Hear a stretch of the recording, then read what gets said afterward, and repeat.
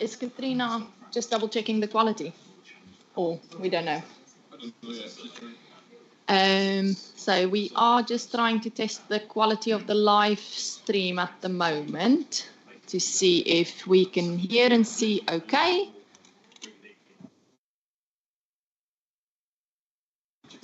This is another test to see if you can hear clear, see, and it's going smoothly. Officially started working 3 minutes ago. Checking comms at my end, checking buttons. Fab. And can you hear clearly, Sandy? Yes.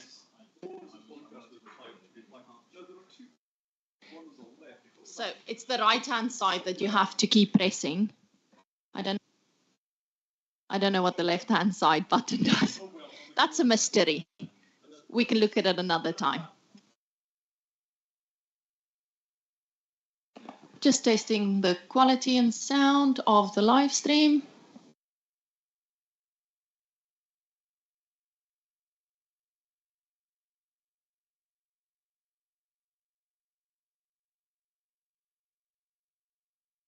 Good morning. Just testing the quality, sound and screen.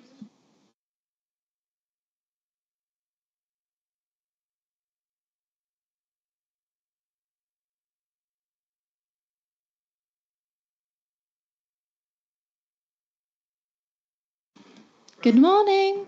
Just testing the quality, sound and screen.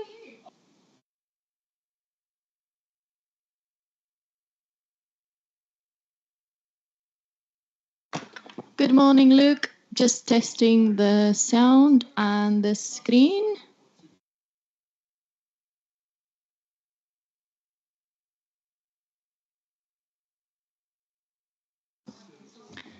Good morning, everyone. Just testing the sound screen.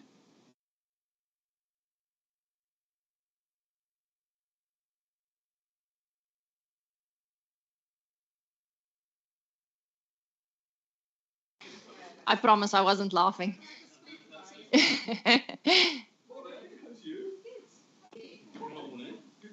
So if you press the right-hand side. Okay, yeah. And do I need to press it down again Yes. to switch it off?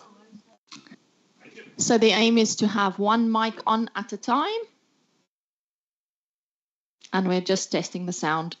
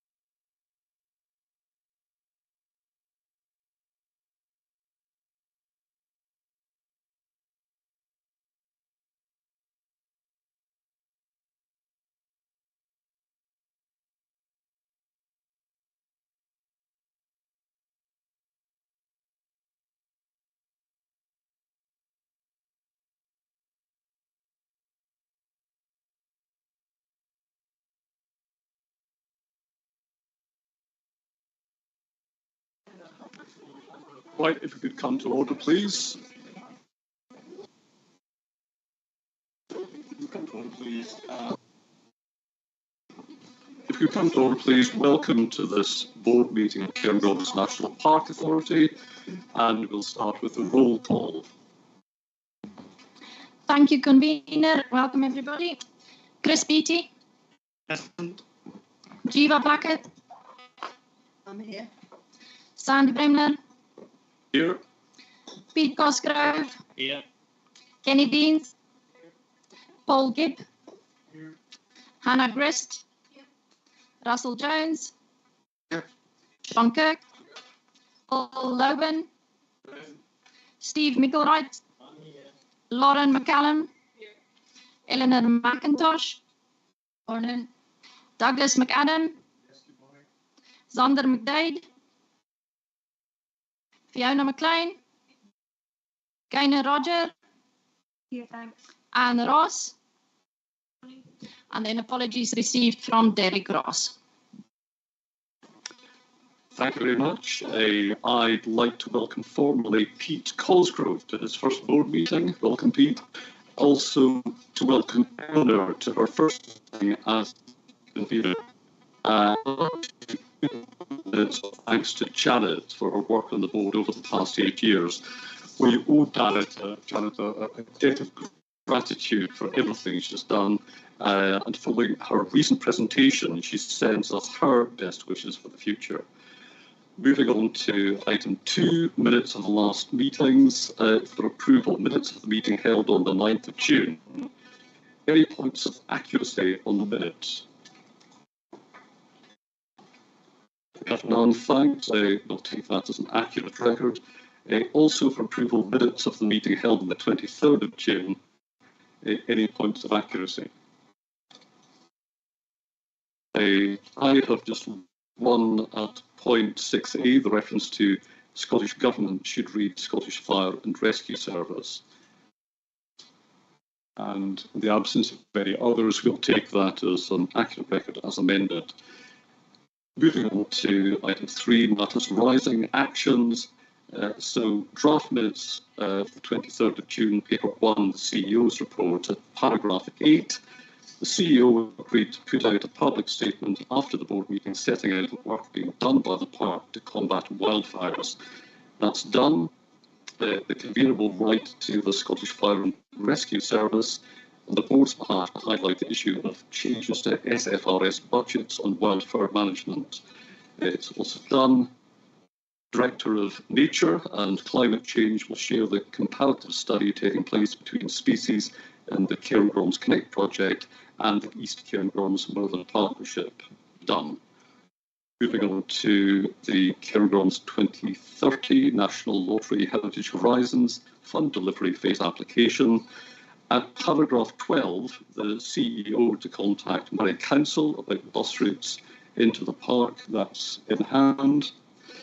And amendments to standing orders at paragraph 16, Director of Corporate Services and Deputy CEO to bring back a further paper laying out member substitutions at committee meetings to help with issues around quorum. That's done, and of course that's on the agenda for today's meeting. Moving on to item 4, declarations of interest in respect of any items on today's agenda. Do we have any declarations of interest? It's not specifically a declaration of interest, but on item 11, I won't be taking part because it mentions the remuneration given to members. Since mine goes to charity, I don't think it's appropriate for me to engage in discussion. I won't be leaving the room, but I think it's appropriate that I won't take part.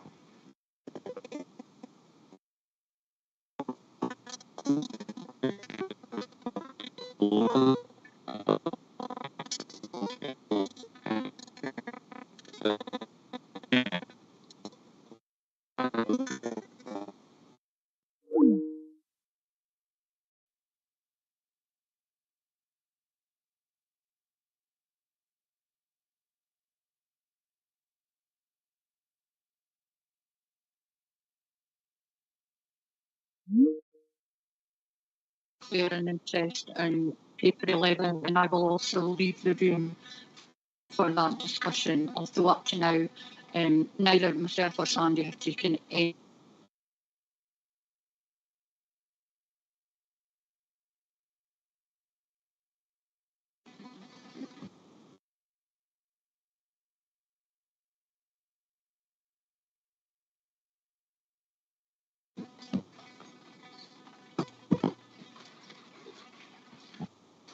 Okay, is that more audible? Can everybody hear? Is that better? Right, okay, we'll go with that. Thank you. No other declarations of interest? Sorry, Doug. Yeah, thank you, convener. Just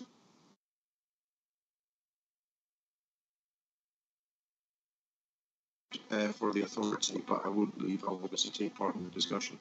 Thank you. Thank you very much, Doug. Any others? No, thank you very much. Moving on to papers and item 5, the CEO report, to be introduced by Grant Moyer, Chief Executive Officer. Grant. Good morning, everyone. So I'll just highlight a few bits and bobs in the paper, and then happy to take any questions about any of the items within it. So first up, at item number 2, Kingdom's 2030. Just say that was submitted on the 17th of August. So that's the key part that we've done for that. There was a huge amount of work by a huge amount of partners to get that in place. And we will find out, I think the date now when we find out whether we're successful is the 7th of December, which also happens to be my birthday. So, it's either going to be a good day or a bad day that day, so we'll find out. Absolutely. So that's the main one on Kingdom's 2030. Just on deer management, because there's been quite a lot happening on that at a national level. There's been a Common Ground Forum, a piece of work done looking at collaboration between a whole range of different organisations. That's led to an accord between all the different organisations looking at how we take forward deer management at a national level.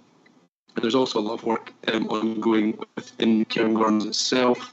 A good visit with the Minister recently, and we discussed the issues around the Kinloch Section 7 with people from Kinloch Section 7. And we also discussed some potential work we're looking to do around venison within the National Park as well. So we're progressing with those things within the National Park. The next bit I just want to highlight is number 7, which is the Integrated Wildfire Management Plan. We had a good discussion about that at CUAG, Kingdom's Upland Advisory Group, just last week, in which we discussed what that looks like, what the different sections need to look like, and we got some really good feedback from people on that. And we also discussed that at the land managers meeting yesterday with SLE as well, so that was good to get, again, another set of feedback around that. So we're now fairly confident about what the outline of the plan looks like now. It's about working with people to populate that over the next 6 to 9 months, because it's a big bit of work that needs a lot of work. And the final part on that is we met with SFRS on that as well this week, and we've had a good feedback from them on that and a few other things as well within the park to do wildfire. So that's been good.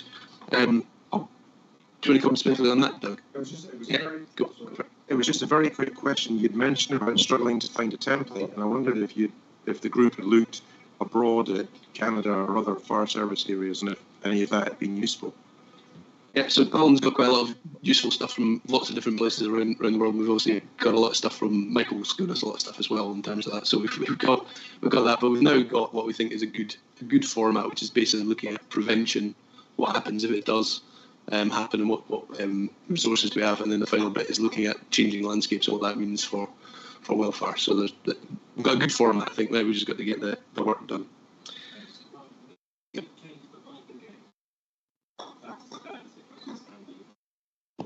Right.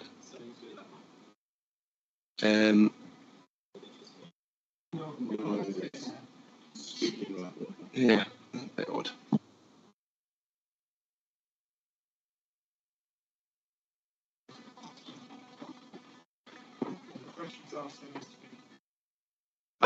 Can you hear me all now? I can hear you. Okay. Well, we've got a working microphone. With the one working microphone, hand it round like. Anyway, right, so the other bit I was going to highlight was on the visitor services, on the ranger services side of things. Just to say that there's been a lot of work ongoing. It's been very good. We're obviously heading towards the towards the end of the season, so a bit of time to go on that. I've been out on patrol in Bainneck and Strathspey and Deeside, and I was down in Angus as well. Just to highlight that, I think we're going to have to look at some of how we take forward ranger services in the Angus area, but I'll be speaking to Chris about that as well in terms of what we're looking to do on that in the future. And I think the final bit that I was just wanting to highlight was that there's obviously been a lot of public engagement. There's a lot of stuff in there on the comm side of things, which is pretty comprehensive, so I'm not going to go through all that, but obviously if anyone's got any questions on that, please let us know. And I was just going to end with saying that we've had a number of ministerial visits in the park and to the park over the past little while. So we had Tom Arthur, who is the Minister for Finance and Community Wealth, and that was discussion on the proposed visitor levy, and that was here. Sandy chaired that meeting for us. We then had a meeting with the Housing Minister, Paul McLennan, down at Battleby, which is also good in terms of looking at the future of housing. And then finally we had the meeting with the Minister for 2 days, which covered a huge range of topics with the National Park. So that's all good in terms of a profile for the park and also talking about some of the key issues coming up, such as the visitor levy. So I'll leave it at that. Thank you very much. Comments or questions? I've got one from Chiva. Yeah, thank you. Can everybody hear me? Sorry, can I just say, when you're using the black mics, you have to pull it closer to you and really speak into it, because then you can hear clearly. Can everybody hear me? Yeah, thank you. Can everybody hear me? No. You need to speak closer. Speak closer. Okay. Is that all right? Okay. It's not often that people say they can't hear me, but never mind. Grant, it's been great to see how much work has been going on. Under 25 communications, I'm on my favourite subject of litter. Can you tell me what is happening about the messaging on litter, please? Yeah, so on litter, well, it's going to be loud now, isn't it? Sorry, I'll need to put on my quiet voice so it's speaking. Yeah, on litter, I mean, we're working closely with Keep Scotland Beautiful. We've obviously got consistent litter messaging going out through the work that Ollie and the team does. I know that we've been pretty consistent with that. Visit Scotland have been doing the same, and we've been taking that up through the Managing for Visitors group. So we've been doing our usual in terms of trying to get the right messages out to people around litter. And also you'll see in the Managing for Visitors paper, I think it's something like our rangers have picked up over 500 bags of litter so far this summer. So we've got people out on the ground also at the key hotspots dealing with some of the issues that we get from people visiting the park.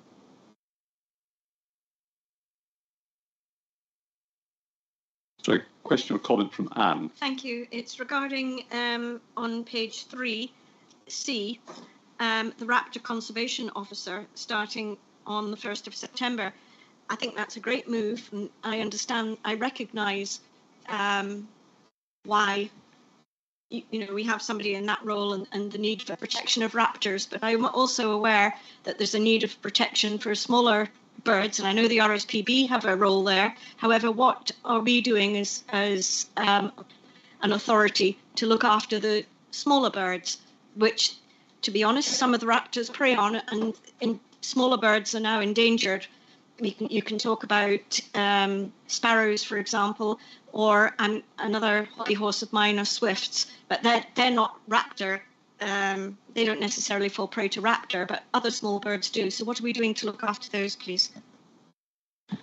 I mean, there's a lot of work going on wading birds, and obviously Andy will be able to say a bit about the wading bird projects that we do in the park across. I mean, I wouldn't have thought we were doing anything in particular on garden type birds that we have within the park, but Andy, do you have anything else on that? Yeah, so as Grant pointed out, we do work with waders quite a lot. We support their local initiatives and have our own projects on farmland waders.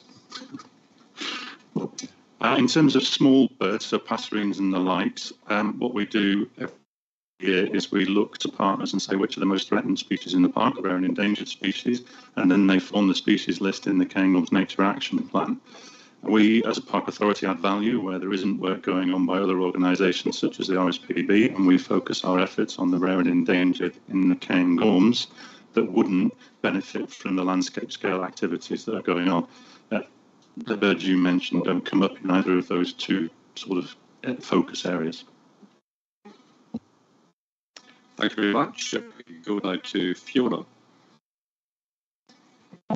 Thank you. I'm also the Raptor Conservation Officer, and just to say that I welcome the creation of that post. Raptor persecution has been a particular concern over many years, and I have felt that we could have been more proactive in engaging and communicating. So I'm really glad to see this partnership approach and the awareness raising. So yeah, really pleased. Thank you. Thanks, Fiona. And Doug. Thanks very much. It's not so much a question as a plea. Under 19 Wellbeing Economy, obviously there's going to be work ramping up on the economic action plan there. And I would just make a plea again to think about inward investment strategy. And it's points I've made before as we were putting the partnership plan together and looking to diversify the economy and attract high-tech, new type industries, better paid jobs, and everything that's going to lift the level of the economy. We've got a fantastic environment here that employers must surely want to base themselves in, and we should be maximising that. And I think in the past there's been potential difficulty because it's also Hy's area, it's also Scottish Enterprise, but surely we can knock heads and get everyone together and come up with a combined plan that could address that. Thanks. Yeah, it's certainly something we can take forward. I mean, that was the point of pulling together this the action plan was to try and get all these bits in one place. So yeah, we'll definitely get Doug. Thanks. Yeah, point well taken, Doug. Pete. Good morning. It was really picking up Anne's point, and I just wanted to ask Gav a question in relation to that. And that was, I'm aware that in new housing build, there's often things like Swift bricks and boxes for house martins put up. And is it possible to say something about the policy that we have for new build? Yeah, I think probably a lot of members will know that there's very often a condition requiring Swift boxes to be added to new developments that we ask, and mostly developers are quite happy to do that as well. And interestingly, that is one of the best ways of supporting Swifts throughout the UK. So yes, we do that too. I think we have no more comments or questions. So thank you, Grant, for your report. And we can move on to item 6, the National Park Partnership Plan Annual Update. So paper 2 for discussion.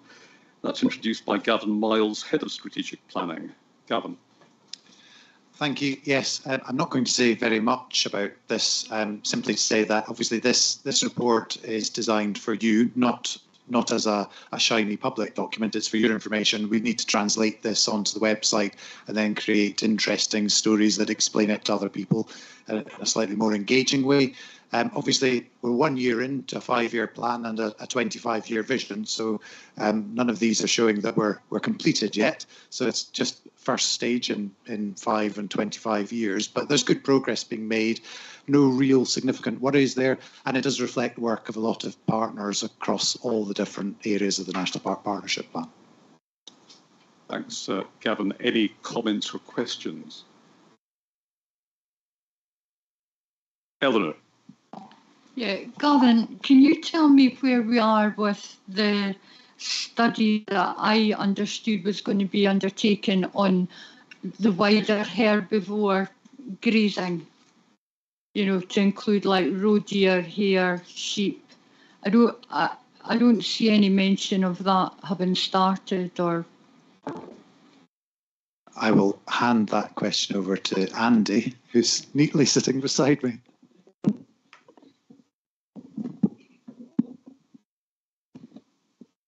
Yeah, essentially that work's not scheduled to start immediately, and what we're doing is working with the deer management groups through the Cairngorms 2030 project, where we've committed resource into establishing baselines, first of all herbivore impacts, natural heritage assets, natural capital, etc. So we've baselined that across the 3 DMGs in the south of the park, and then that combined with the site condition monitoring that Nature Scott are doing will give us a picture across the park, and then we will carry on from there. So we're just in the process of establishing the baseline. That's right.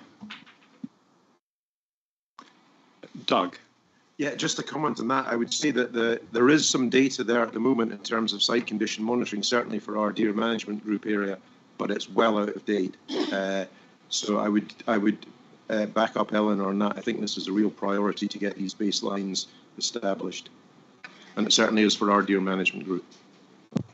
Yep, that's accepted, Doug, and that's where the Park Authority is working with NatureScot, because as I understand it, that work is part of the Section 7 agreement.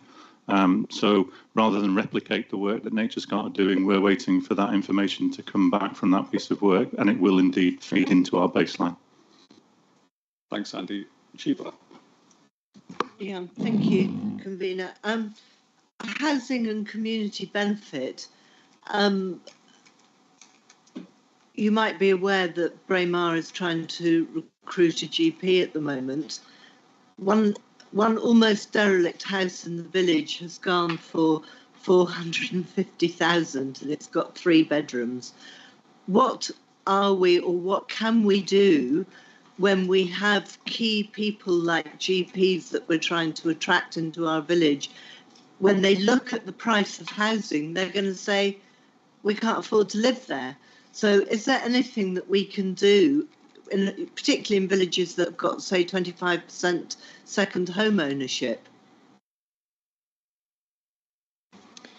Well, I mean, obviously, the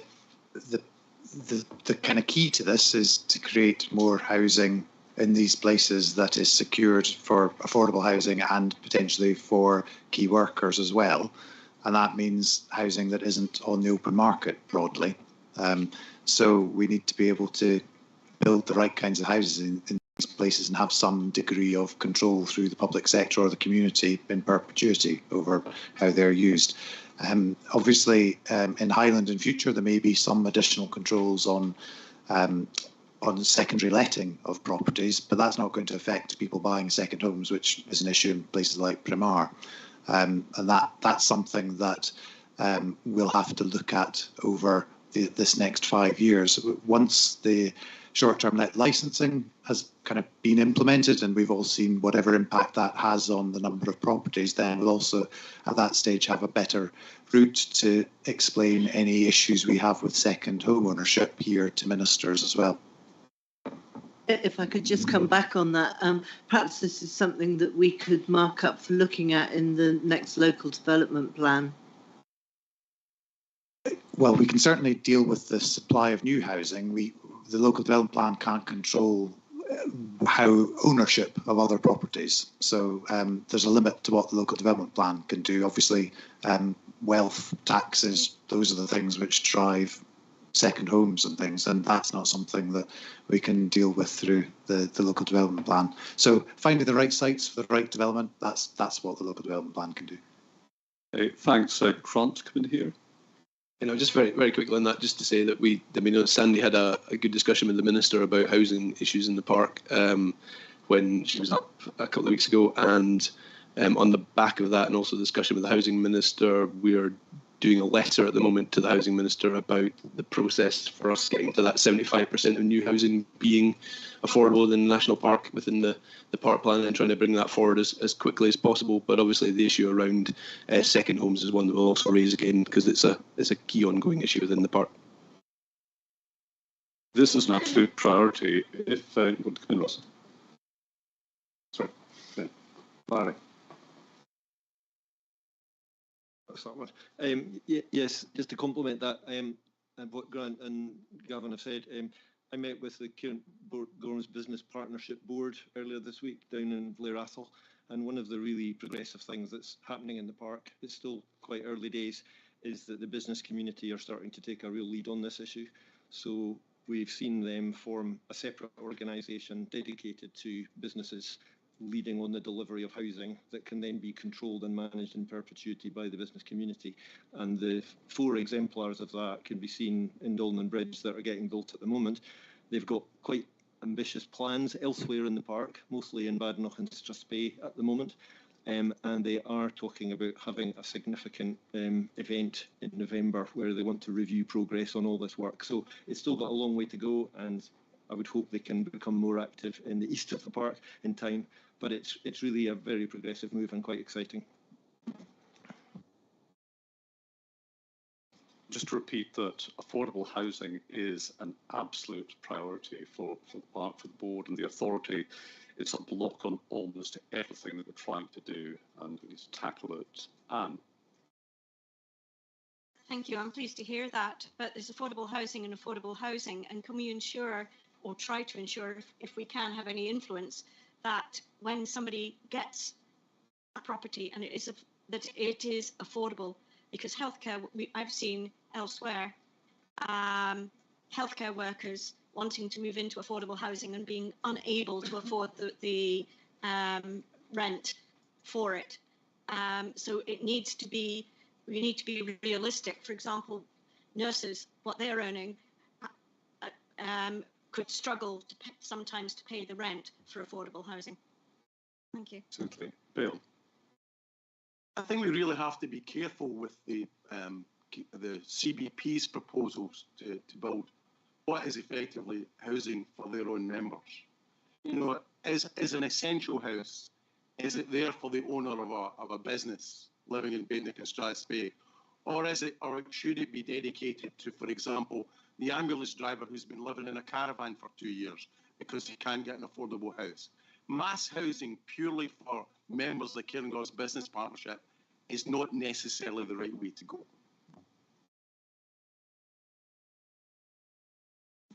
Yeah, I quite agree with what Bill has said, but I also think we need to be looking at what pressure we can put on government with regard to our existing housing stock. It shouldn't all be about building new houses.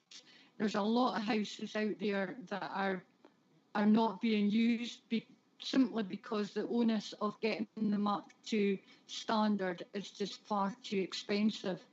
And we can't have buildings just falling down because they're too expensive. You know, people would be grateful to live in them. And I think we need to be putting pressure on the right bit of government to have a real look at that. Thanks, Amber. Sandra. Thanks. Yeah, no, just on the point of affordable housing, in terms of Bill mentioned ambulance drivers, I think Anne mentioned nurses, and I mentioned, I think, in the previous meeting, Perthing North Council has a policy whereby we will prioritise key workers where there is an obvious demand. So if you've got a vacancy at the local hospital and you need to house a nurse, we do that in our housing policy, but other councils don't, or not all councils do. So perhaps all the councillors around the table could go back to their local authorities and check that all councils are doing that, and that would help, particularly in terms of those key workers in the health sector, and ensure that they are actually getting prioritised where there is local need. Thanks. I think that is a critical point. And Russell. Sorry, Anders' point, because sorry, is yours on the same point? Okay, that's fine, Zander, but you know, a GP earns a lot of money, and people who are wanting, you know, they wouldn't qualify under normal social housing. So a GP is earning probably 80,000, 90,000 a year. People are going to complain if they're getting social housing over the people who are in low-paid jobs that need it. So I think we need to be very careful. Sandra, you want to come back? Yeah, I mean, I think we're either saying that these are key workers and therefore they're essential to the sustainability of communities, and there is a demand and a need, and obviously, particularly around GPs at the moment, and we have exactly the same issues in Pitlochry and Blair Atholl as you do in Braemar.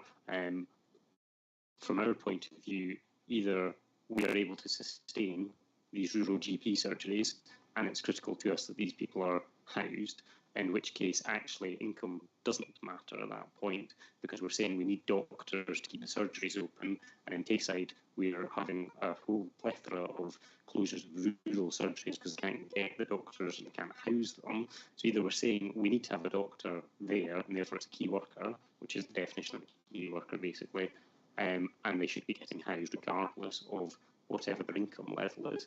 Now, there is the wider point, which we're all discussing, obviously, about affordability of housing, but actually, in terms of the key worker point, which was made by a number of people around the table, there are some of us in this room who sit on councils who have the power to ensure that those key workers can be housed in our communities. And I think we should all be making sure that the policies of our partner organisations, our local authority partners, are all doing that. Thanks, Andrew. Russell. Yeah, thanks, convener. Just to back up, I think Anne and Bill made a really, really important point there. I'm not as excited about the CBP plans for the housing as obviously some people in this room are. And I think, the healthcare workers, we're crying out for healthcare workers, for care workers, and they can't get housing. And, I think that the plan just, is basically for business owners, which is great. We need that. And I take Xander's point about GPs needing to get houses, but nurses and care workers, we desperately need them to get houses as well. And we're not addressing that. Understood, absolutely. Grant, let's come back. Yeah, no, I mean, I take those points. My understanding around this is, I mean, the major focus on this is trying to get far more affordable houses built when we're building things. So that's why we've got the 75% target. The CBP part of that will, as far as I'm aware, will always be a tiny part of that going forward. That's not going to be, that side of things isn't going to take over in terms of that, because exactly the point you both make in terms of it's actually trying to get that supply. When we build, 100 new houses, we need to make sure that 75 of those are affordable for people, both at social rent, mid-market and other things. It's not just a case. So the CBP bit is not going to be the big bit of this. I do think there is a role for it, but it's a marginal role in the overall thing. That's right. Bill? I've got issue with that, Grant, because I've heard rumours that the CBP are talking about 90 houses. And if it's 90 houses, that's a huge number in our communities. If it's the occasional odd one here and there, then fine, fair enough, I can put up with that. But if you're talking about 90 houses, that's the mass building of housing in relatively small communities. So I don't know if that number's correct, but it's only a rumour I've heard. If the rumour's anywhere near correct, then we're doing something wrong. Well, happy to. We'll go away and have another discussion with the CBP. We'll probably not speak about specific things just in case they come into planning applications at any point in this planning authority. But I take the point. We'll go back to CBP and we'll have another discussion about what their long-term plans are vis-a-vis some of that side of things. Thanks, Bill. Paul. Thank you.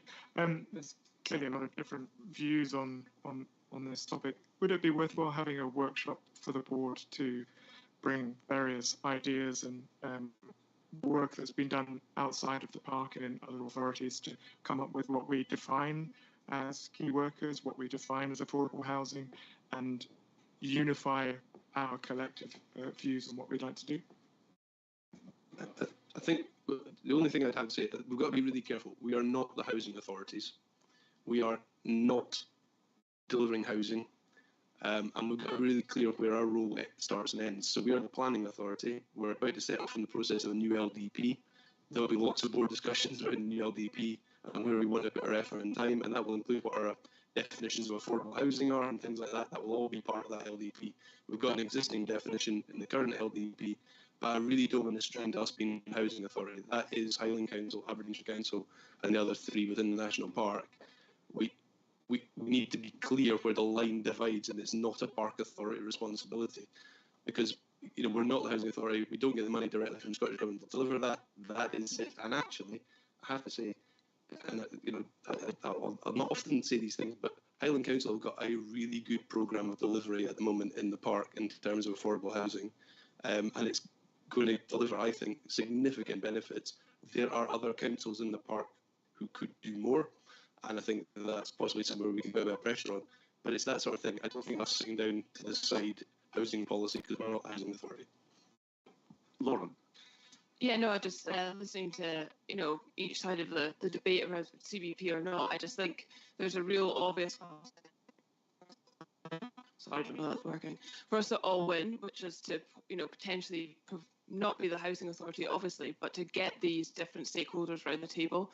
I don't understand why we can't blend the CBP model of trying to provide houses for businesses, but then also work with the NHS to blend those two objectives so that we can all win. For me, there seems to be a quite obvious opportunity for us to get these different sectors around that CBP model so that we can service all needs within the community instead of, just kind of vilifying homes for businesses or not. I think there's a real opportunity for collaboration which the park could facilitate. I think there is an opportunity to draw fresh eyes. Yeah, just what Lauren said basically. I think, background, we don't have the power to the housing policy, but there's influence that the national park can bring, and I think we should be focusing conversation and discussion around that. Where can we bear pressure and influence to helpful when we're hearing the park almost being blamed for things it doesn't have control over. That's silly. Let's just see where the park has influence and where we can, as a board, exert that influence as well. Thank you. I think a workshop would be a good idea because our priority, we said, is 75% housing.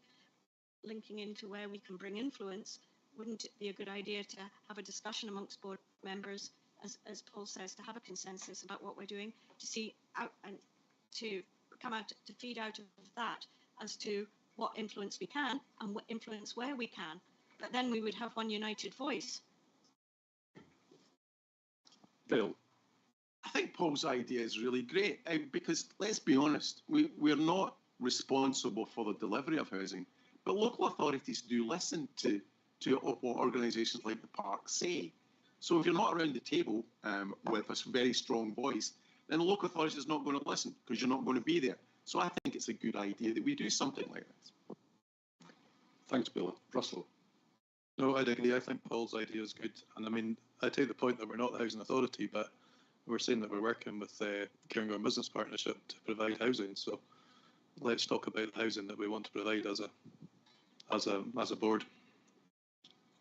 Sander. So just on that point, because the Cairngorm Business Partnership Housing came out of a Cairngorm Business Partnership Housing Conference back in, I think, end of 2021, roughly, which was attended by the Cabinet Secretary at the time, both for finance and housing.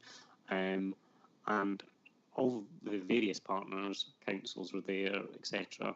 And I was under the impression, in terms of the Cairngorm Business Partnership Housing, that Highland Council were quite involved, along with ourselves, as partners involved in that. Is that not the case? Yes, absolutely. Right, just to draw this discussion. That is only partially the case, Sander. They were involved at officer level. There was no decision by the members of Highland Council to even consider what was being proposed. And in relatively minor housing provision, it's perfectly acceptable. But if you're talking about mass provision of housing for one particular sector, then Highland Council have never approved that idea. Just without developing that point, on the general point that's been made, and I think accepted by most members who've expressed a view, there is an opportunity for us as a board to not just brainstorm at this, but to be aware of opportunities which perhaps we're not aware of at the moment.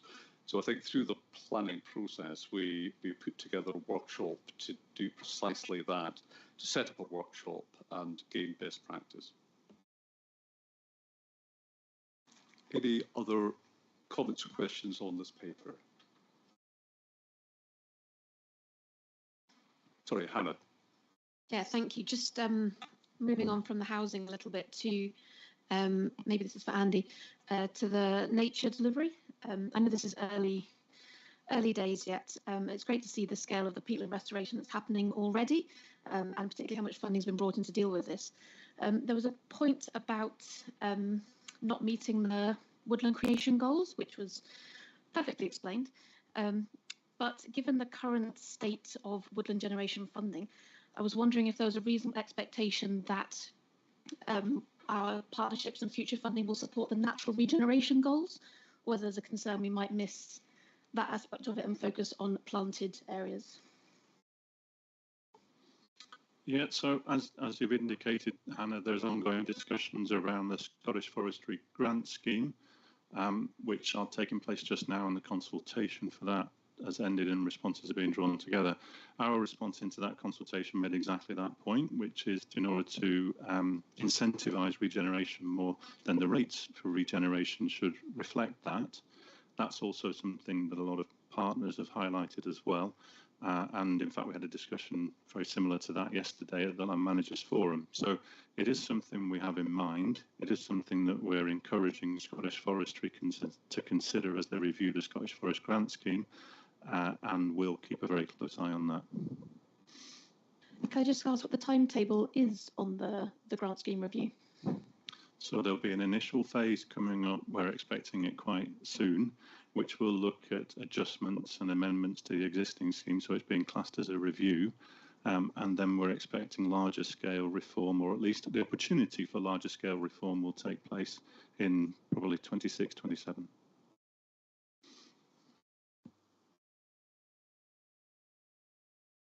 Sorry, any other comments or questions? None, in which case, thanks very much, members, for a positive series of contributions to that paper, and thanks, Gavin, for the paper. Move on now to item 7, corporate performance, the 2022-23 update, paper 3 for discussion, and that's being introduced by David Cameron, Director of Corporate Services and Deputy CEO. David. Thanks, Convener. Yep, the paper in front of you has covers the performance update for 22-23, sorry.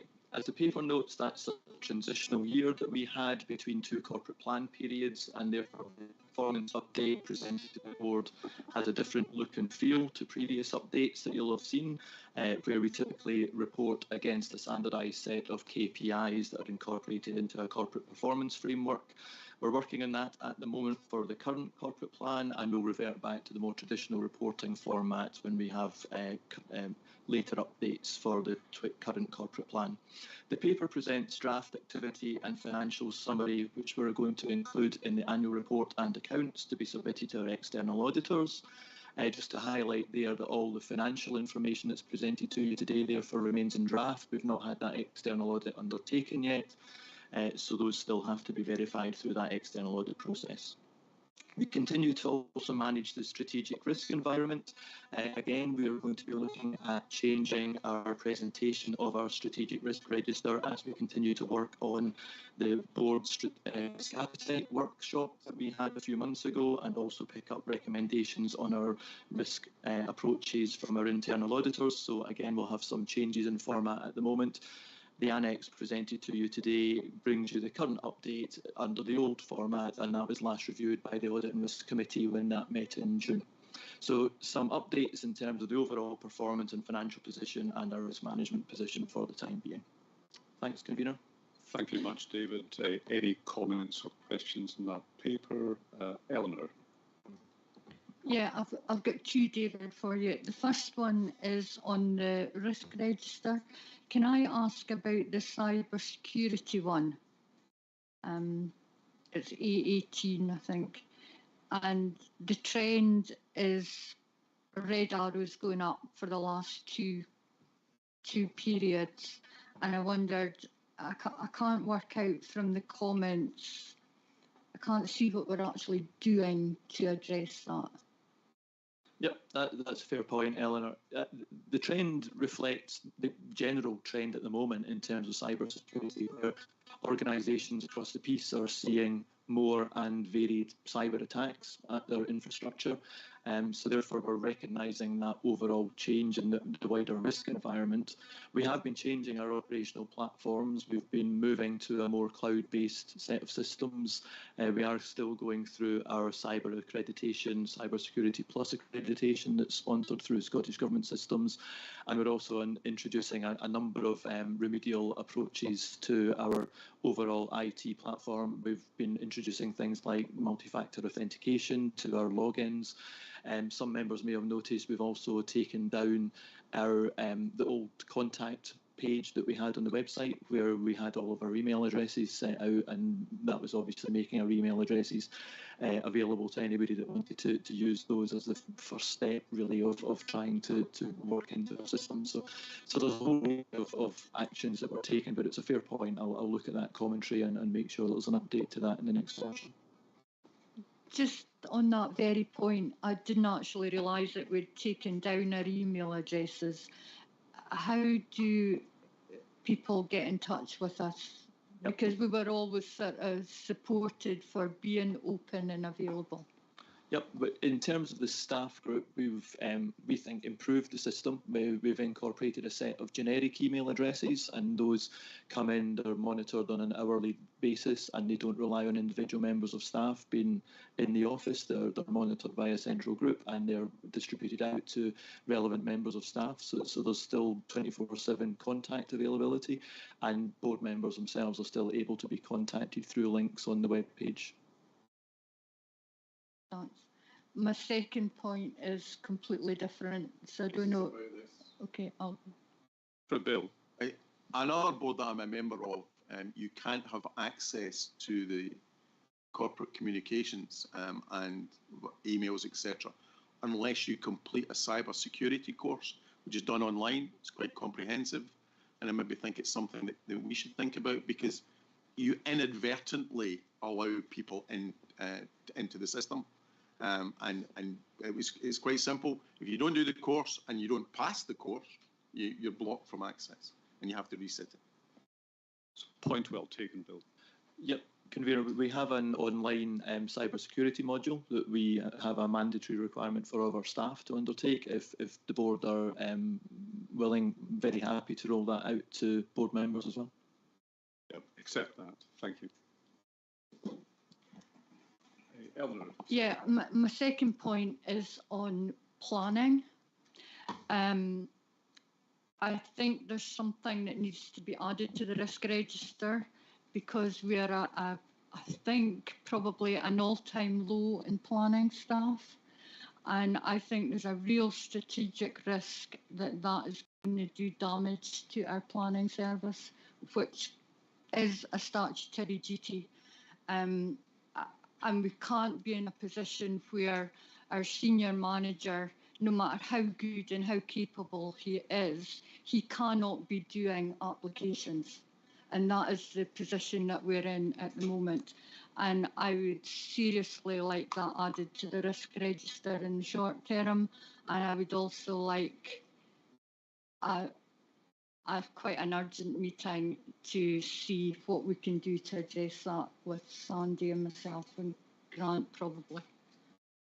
As convener, I've accepted that should be added to the risk register, and as convener, delighted to convene a meeting with yourself, Deputy, with the Chief Executive and other relevant officers. Grant. Yeah, no, and I was just going to say that we'll also take a paper to the next Resources Committee as well around the planning side of things. There's some complex issues going on in planning in Scotland, which is that there is a generic shortage of planners across Scotland in almost all authorities. They're not coming through the system either, and we are looking at a range of different things that we can potentially do, but I'd prefer to discuss those with the Resources Committee in terms of some of those staffing and recruitment issues that we need to have a think about. But we've got some ideas that we're going to try. We do have one post advertised at the moment, which is in the development plan team, I think, off the top of my head, and we've got one vacancy in the development management things which we were unsuccessful in recruiting to, and one of the issues is around how we managed to recruit to that post or a similar-ish post in the future. But we'll certainly take that to the next Resources Committee in terms of thoughts around that. Thanks, Grant, for that commitment. Gaynor. Thanks. I echo Eleanor's comments, and looking at the staffing risks that we have already on the risk register, it's really not clear where it would sit. You may be able to get something to sit within A29. So I was interested to see that overall the trend there is green and a downward trend, which is a good thing in terms of increasing the competitive and restricted recruitment. But as Eleanor said, it doesn't seem to be the case for planning. Thanks, Gaynor. Sandra. Thanks, convener. I absolutely echo what Eleanor and Gaynor have said. I just want assurance from Grant that this paper, when it comes to resources, will consider a number of the options Resources Committee previously talked about in terms of things like the pay and grading structure, which inevitably is the crux of the issue. It is up to a point, though I would say that pay and grading isn't the only issue around this, mainly because the main competitor drive at the moment in the planning system is the private sector, which we can't compete with on some of those planning sides, and the overall lack of planners, which is a key issue that's going, well, I know lots of different planning authorities across the whole of Scotland are struggling to recruit planners, so we tend to, if I'm honest, we tend to make issues in other planning authorities because we're all just moving planners around within the rural system, but we need more planners. So some of the other things we're looking at are some of the longer term things we can do, and that is try and increase the amount of people going through the courses and RTPI qualifications and things, and how we can maybe do that and put some effort into that. But yeah, we'll come take back on all those different options and see what the best way forward is. Hopefully we'll be successful with the current recruitment, and we'll see where we are with that. Thank you very much. So we have an urgent upcoming meeting as discussed, and a commitment to take a paper to the Resources Committee. Any other comments or questions? Lauren. Yeah, sorry, this is to go back to Eleanor's point about and Bill's point about cyber security. I was just having a look in Bill's suggestion about doing the security course. I've also got a question about artificial intelligence, so AI. I mean, that's going to revolutionise the way that we work. I'd be interested to know from the officers how we're going to adopt that and how board members are expected to use it, because there's obviously risks within there with information being uploaded, etc. So maybe a bit of clarification, or do we have a policy on that at the minute? David. Pick that up. We don't have any specific policy on AI at the moment, or any policy on terms of the evolution on how we might look to adopt AI type practices within the organisation. I think you're quite right to flag it up. It's something that's on the horizon that I think we and other organisations need to be aware of, given the evolution of that sector, and it's certainly something that we'll keep on the radar, and it's good to highlight it at this point. And again, we're about to be coming into, as I said, a new process of revising our risk register entirely, just to look at a new format as has been recommended by our internal auditors, and also to pick up the new corporate plan and the new approaches to the new corporate plan. And I think it's a good time, Lauren, to flag that up, and we can make sure that that's on the radar for consideration about that new format and the new content of the risk register. Yeah, great, thank you. I mean, as a tool that I've already used, I mean, for small organisations, it is revolutionary, but obviously, like any tools used in the wrong way, yeah, provides quite a considerable risk. So, yeah, thank you. Thanks, Lauren. Doug. Yeah, thanks, convener. Just a quick one. Annex 1, point 22. I was struck by the figure you say in 20 years since its establishment, 126 million has been invested in the park. I mean, that's significant. And I certainly would be interested in if we had a breakdown of where that investment's gone, maybe a little table that just showed the areas it had gone into. I just think that would be quite useful. And also if there was a sort of changing pattern there over the 2 decades. Thanks. That's reasonable, very good idea. Happy to look into that, Doug. I'm happy to look into that. I'll certainly ask the finance team to see how they've built up that number in the first place, and we can see what information we can derive from that in terms of variation and changing pattern of investment. We'll look into that and get back to you. Great, thanks. Right, I think there being no other questions or comments on the paper, the board's asked to agree the recommendations in this paper. Are we content with the recommendations? Yes. We are. Thank you very much, and thank you, David, for the paper. So we now move on to item 8, Capercaillie Conservation, paper 4 for discussion. That's to be introduced by. We produced a Capercaillie framework. That framework looked at broadly the same drivers of decline as we're still dealing with today.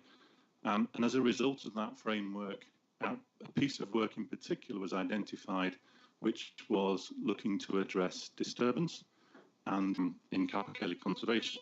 And that was the Capercaillie project, which I think most of you are aware of. And that was taking this very bottom-up approach and empowering people to reduce one of the key drivers, which was disturbance.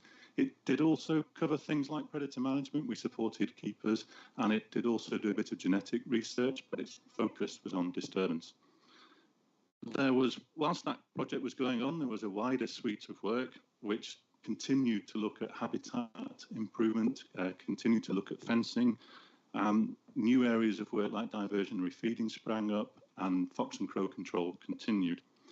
That wider area of report was further looked into by Nature Scott's Scientific Advisory Committee, and in 2022 they published a report with recommendations. Those two pieces of work came together in June 22 for the Park Authority Board, and the recommendation was a spatial plan. The Kappa project continued to work with disturbance groups, with visitors, and with businesses on things like the Let It Be campaign, which encouraged them not to go looking for target species and not to advertise looking for Kappa, etc. Working with residents on things like protecting lek sites and fencing, with mountain bike groups, etc., on reducing disturbance. And at the same time, Park Authority Board and the Nature Scott boards met and made some recommendations to the Minister.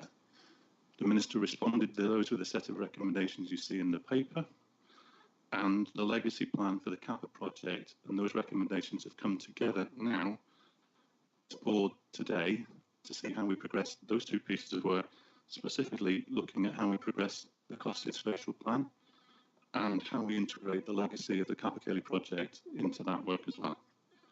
The paper looks at the strategic implications for that plan. And without going through all of that, because I spent enough time on the background, essentially it's looking at the emergency measure that we need to take and the long-term resilience.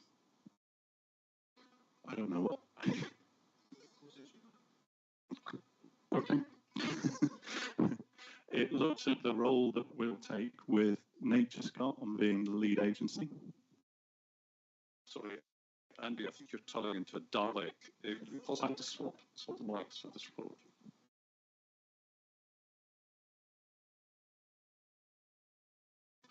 I'm very hesitant to use the word exterminate whilst talking about Kappa Cayley. It looks at the lead role that we'll take with Nature Scott on developing that costed plan and the risks associated with being seen as the lead agency for that. It looks at the legacy of this piece of work and specifically how it integrates with Active Cairngorms and the National Park Partnership Plan. It looks at the implications for us taking a lead on developing quiet spaces for nature, and finally encourages the collaboration that we're going to need to take things forward. So thanks very much, and I'll hand over for any questions. We have a question first from Chris. Thanks, Convener. It's actually more of a comment. I really welcome this report. I think it's very positive. It shows that where we're going. I'd also like to say it's fantastic that we've got such a buy-in from the public in relation to reducing disturbance from the mountain bike community, naturalists, and and the Let It Be campaign. I think is very good, and it looks like we're doing well with the dog walkers as well. So just really good to see that.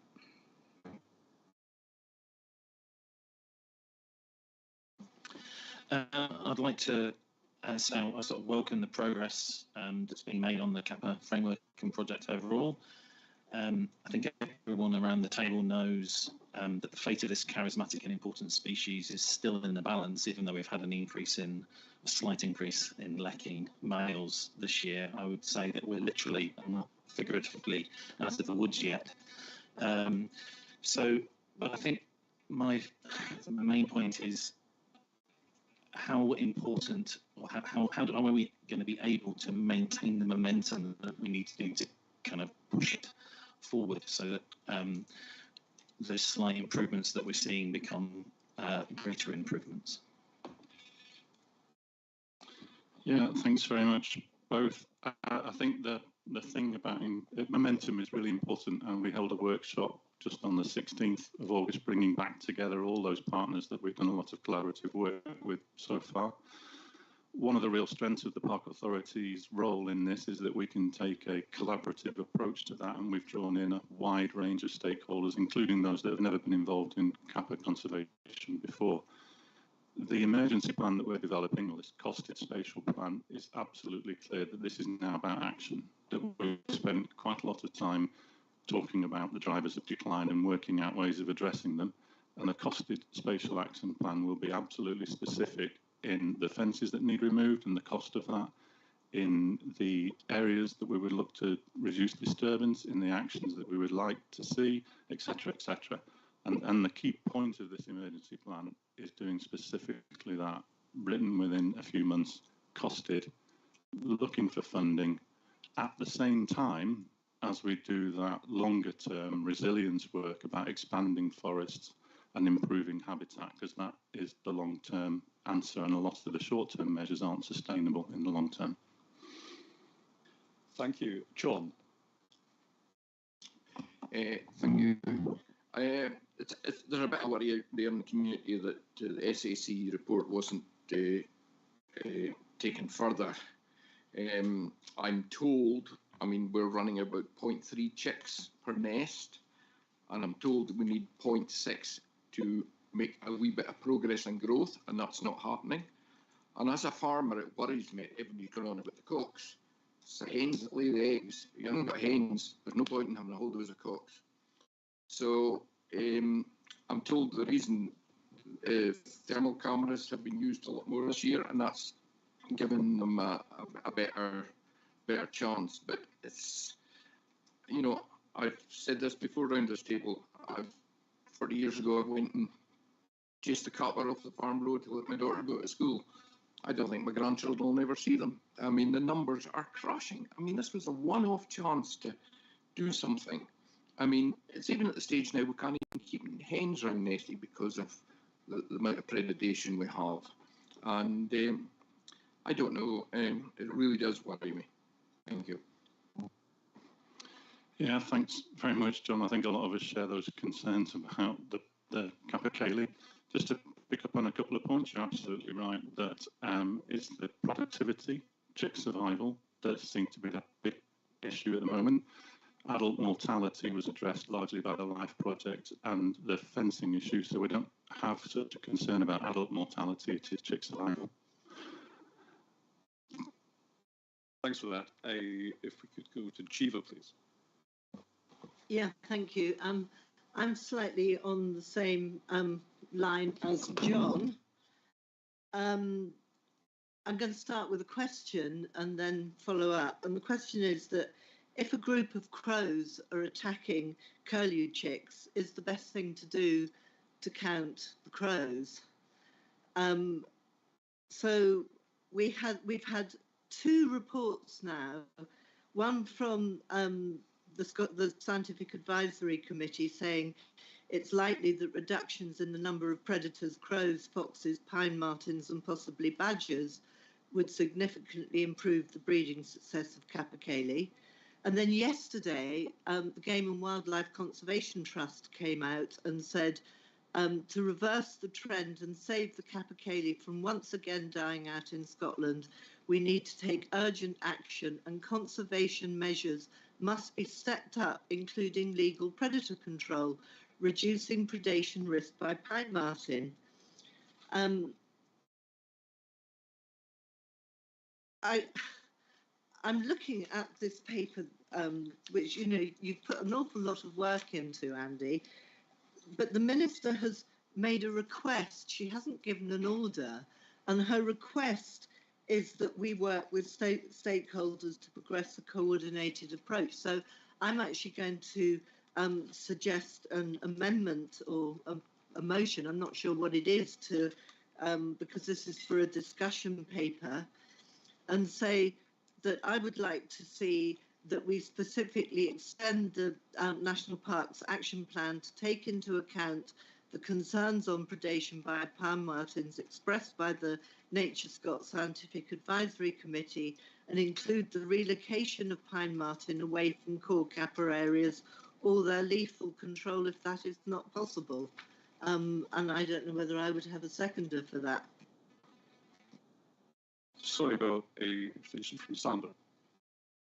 Sorry, I'm happy to let you see if Gio has a seconder on that, but I wanted to raise that matter on the competency of it. So, if that's appropriate, just my understanding was that the Minister has directed the two organisations which she oversees to work on a plan together, which is effectively a ministerial directive, although it is not a legal formal one, it is instruction, and has set out a very clear policy position which both NDPBs would be expected to do, and therefore if we don't follow that, we are likely to receive a written ministerial directive, I would imagine, to that effect, and therefore I would ask if that's competent under the standing order, which is quite clear that we're not allowed to do things that we don't believe would be in line with the Minister. David.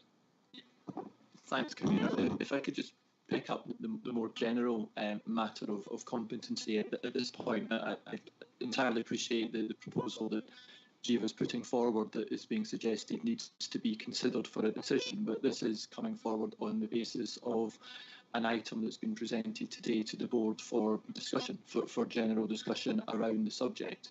I think if the board were minded to get into an item that was for a specific decision, then that's something that would need to be remitted to a subsequent next board meeting so that we could set out a proper decision paper that would evaluate all of the potential implications of any decision for proper consideration by the board. We've already started to get into consider. We would note that there's a request for a decision on this matter, and if that's something that there is a seconder for and a consensus across the board that that's something that should be taken forward for a consideration for a decision, we will revert then to a properly worked up decision-based paper. Doug. Yes, I'd certainly support that, and I think it would be great to get clarity about what, as I think it was point 8 said, about what advice from the Minister is and whether it is direction or it's advice to the board to take into account, but not to direct them. I think that's really important. Thank you. Grant.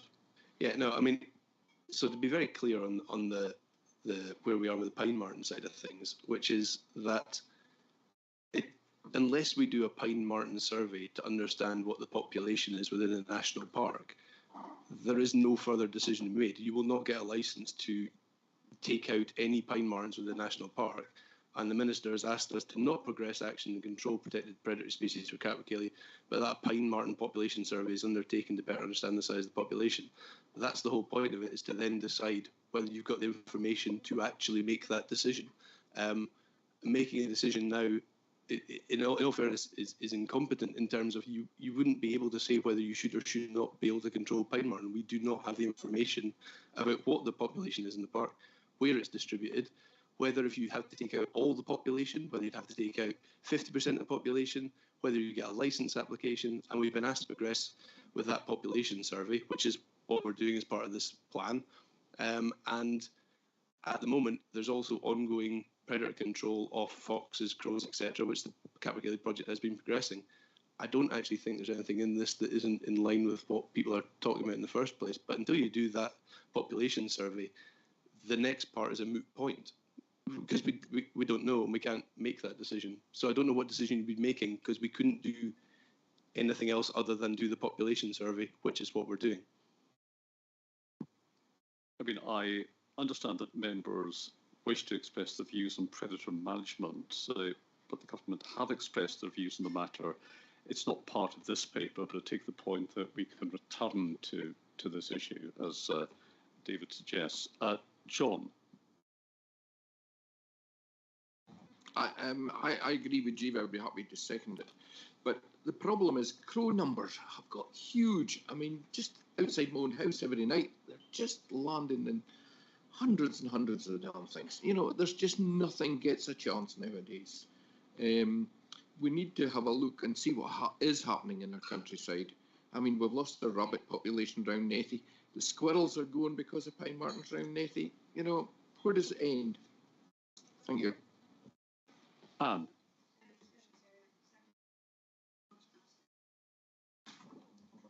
I share her concerns. Sorry, I was going to second Jiva, but John has, but I share Jiva's concern and John's concerns.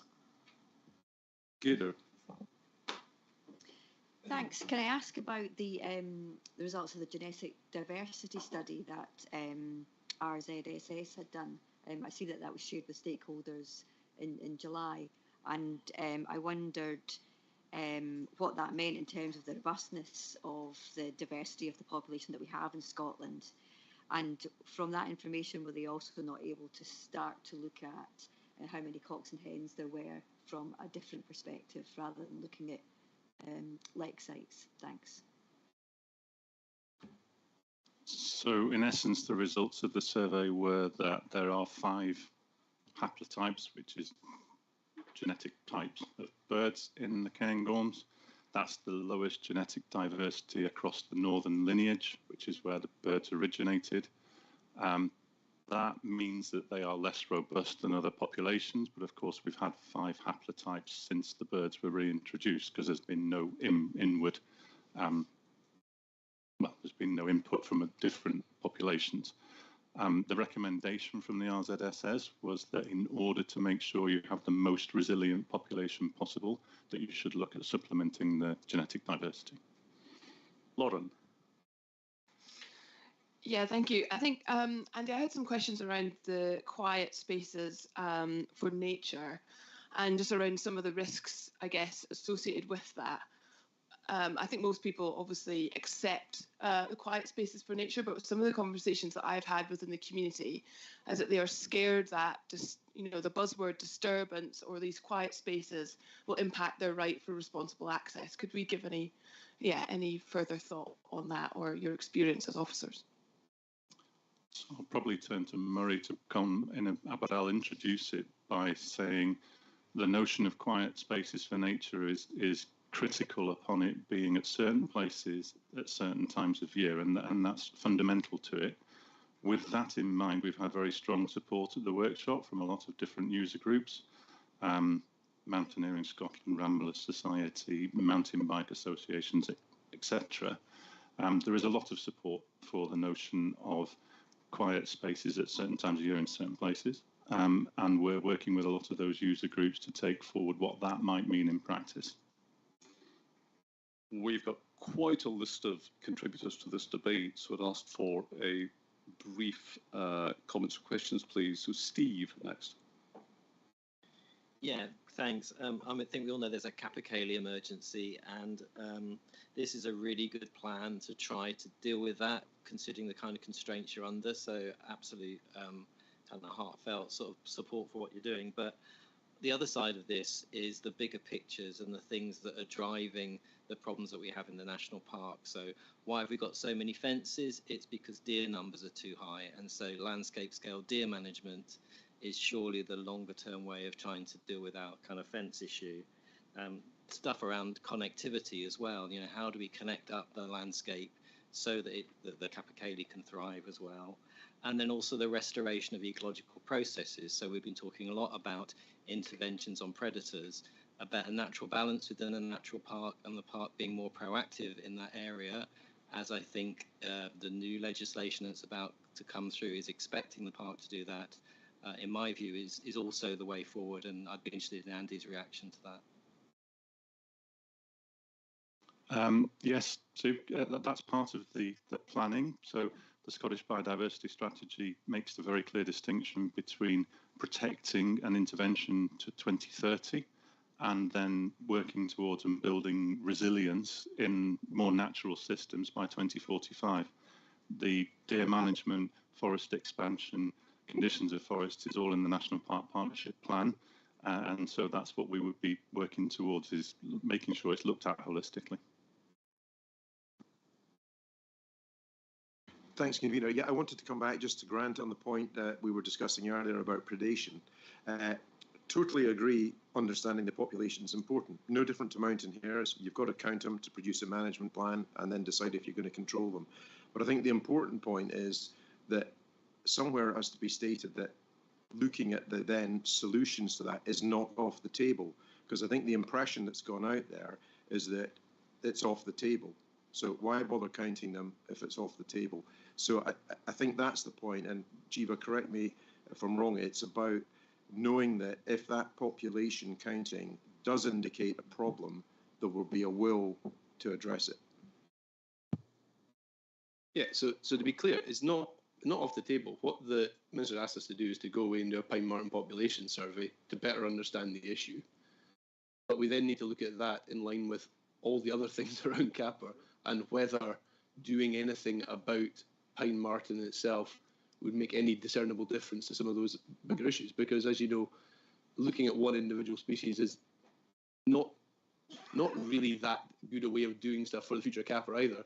But you've also got to look at that in terms of, you know, and I suppose the thing is, how does that fit with foxes, crows, other predators? How does that fit with, if you're looking at predator guilds, if you're starting to take out different species within that? We're not very good at this in terms of we just start picking away at bits because we think that'll be the solution. The long-term solution is not hammering other species. The long-term solution is to get the habitats right, get the populations right.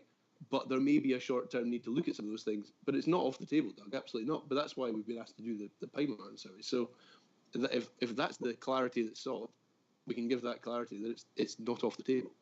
Yeah, I totally agree that there's other things and not just pine marten, and we should be looking at that wider predation. But I think that's the key point, to make a clear message that it is not off the table. Thanks. Thanks, Doug. And I think point taken. Bill, Fiona, Gaynor, then Murray. Mine was quite similar to Doug's.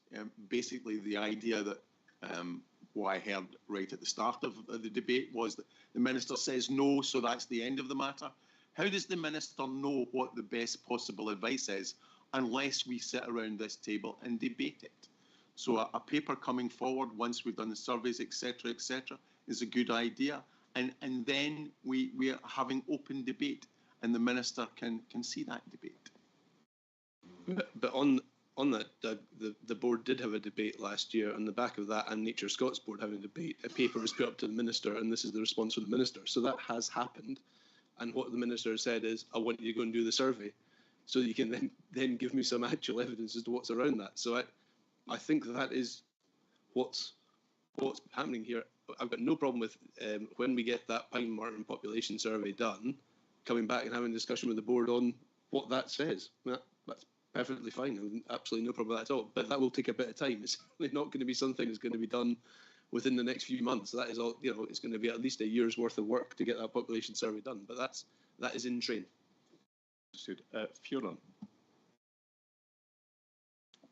Thank you. And Grant has actually already, in response, has already said what I was going to say about the holistic approach. And, you know, like we can't just focus in on pine martens. It's much bigger than that. And as Steve was saying as well, you know, it's our whole approach that really matters here.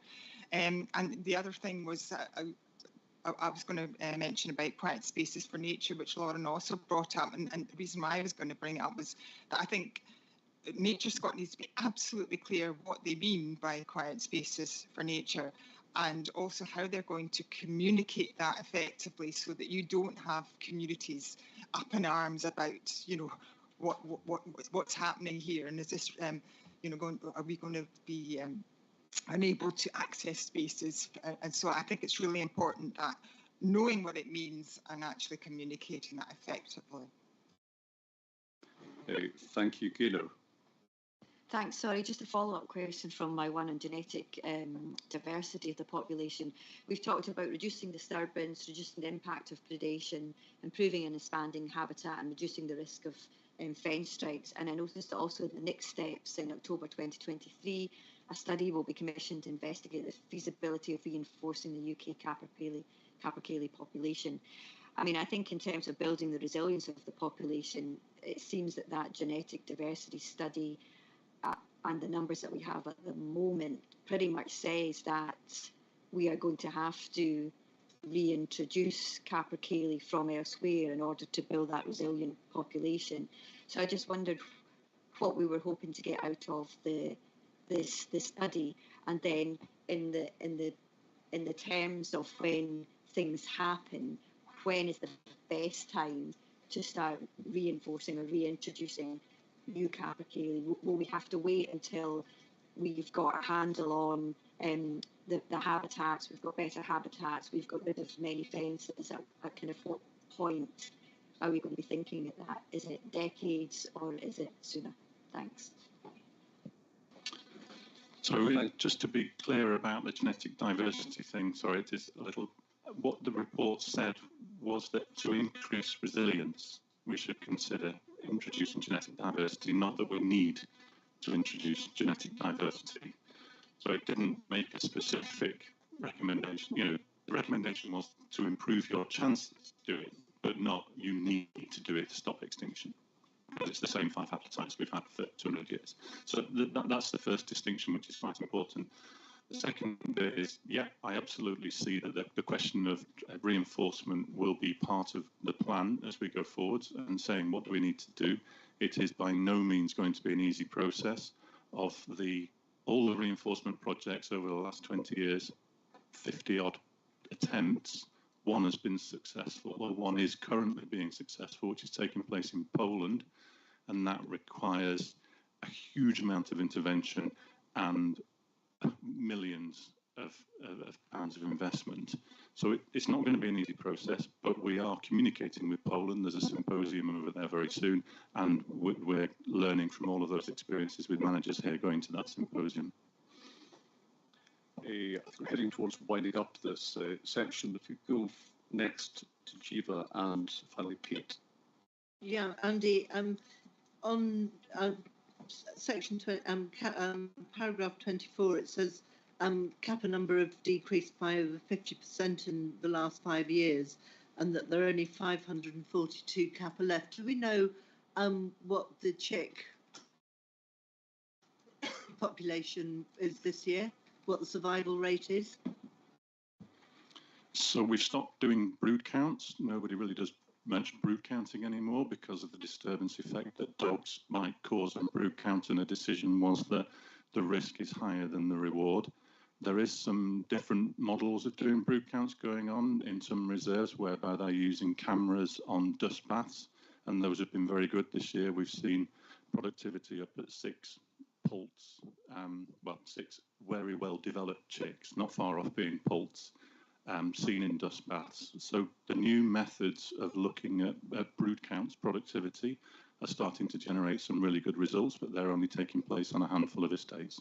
Because my concern remains that 2 scientific bodies have come out recommending that we take action over the pine marten, and meanwhile we risk our reputation, I think, if the kappa actually dies out completely here.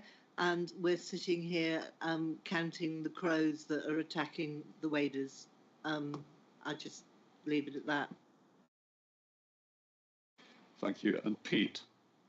Yeah, Andy, I wonder if you could say a little bit about how the Park Authority are considering and around in this issue the impact of the really high densities of non-native game birds that are in the park in places, including pheasants and partridges, which in terms of biomass provide a large amount of food for the generalist guild of predators that people are so concerned about.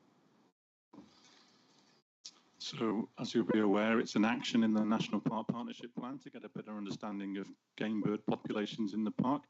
You're quite right, the biomass of introduced game birds into the UK is larger than the avian biomass that exists already. So, it is a serious issue, and there have been any number of studies looking at the impacts on lizards and on invertebrates, because game birds do eat invertebrates and heterofauna. There have also been lots of other studies into the impacts of game birds. What we don't know is what the very specific local impacts, because GWCT guidance just says very broadly you should have a net environmental gain on your local surroundings, and that's very different from different parts of the country. The impact on the increase in generalist predators is very well understood, and as you quite rightly point out, roadkill and natural mortality can increase the number of generalist predators, and this is usually controlled by an increase in keepering effort. But obviously where that's not available or covered, then yes, you'll see an increase in generalist predators. And a final point from Lauren. it's not really a point. It was just, I think we were supposed to go to Murray just around access and quiet spaces and what that means. And so, yes, as long as we can get an answer on that, either in a paper or following discussion about managing for visitors, that's clarity. We're going to pick that up under managing for visitors. Perfect, thank you. Yeah, it will be dealt with. Thanks very much. So, just to finalise, the board is asked to note the Park Authority's commitment to working with Nature Scott and developing a costed, spatially explicit plan in line with the Minister's requests. We've got the agreement on action as discussed, and because the board's role of scrutiny is critical to this project, I'm moving an additional recommendation that all strategic aspects of the plan come back to the board for approval and return to the Performance Committee for regular updates. Do I have a seconder?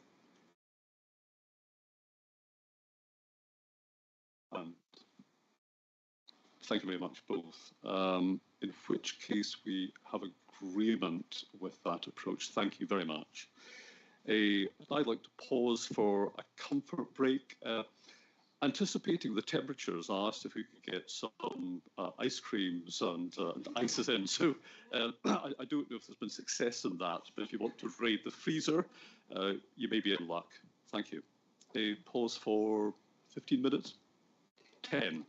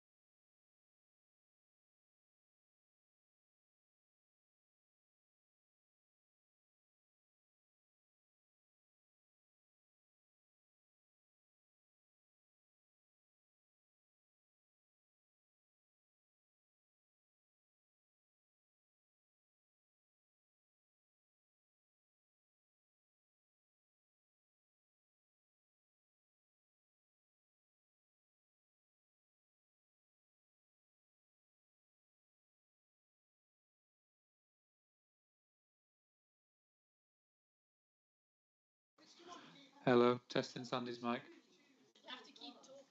You want me to keep talking? I don't think I've got that much to say, to be fair. This paper seeks the views of the board on potential options around. Is that long enough?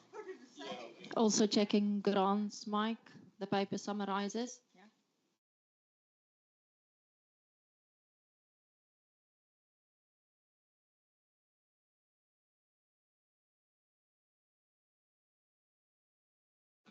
Also testing this mic and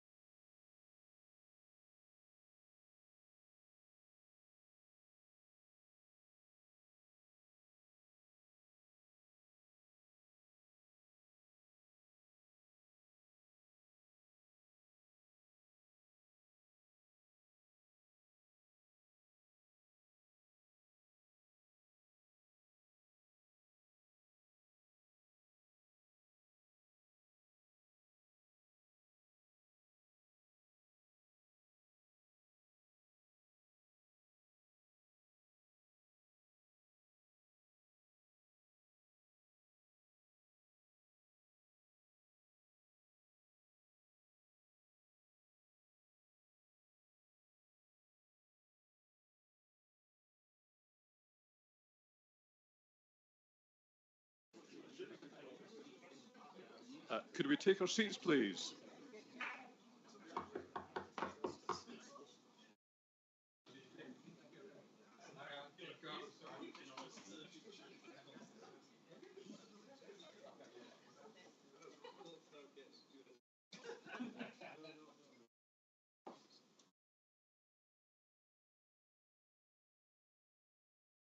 James, can you confirm, do we have the live stream resumed? Yes, I believe so. Yeah.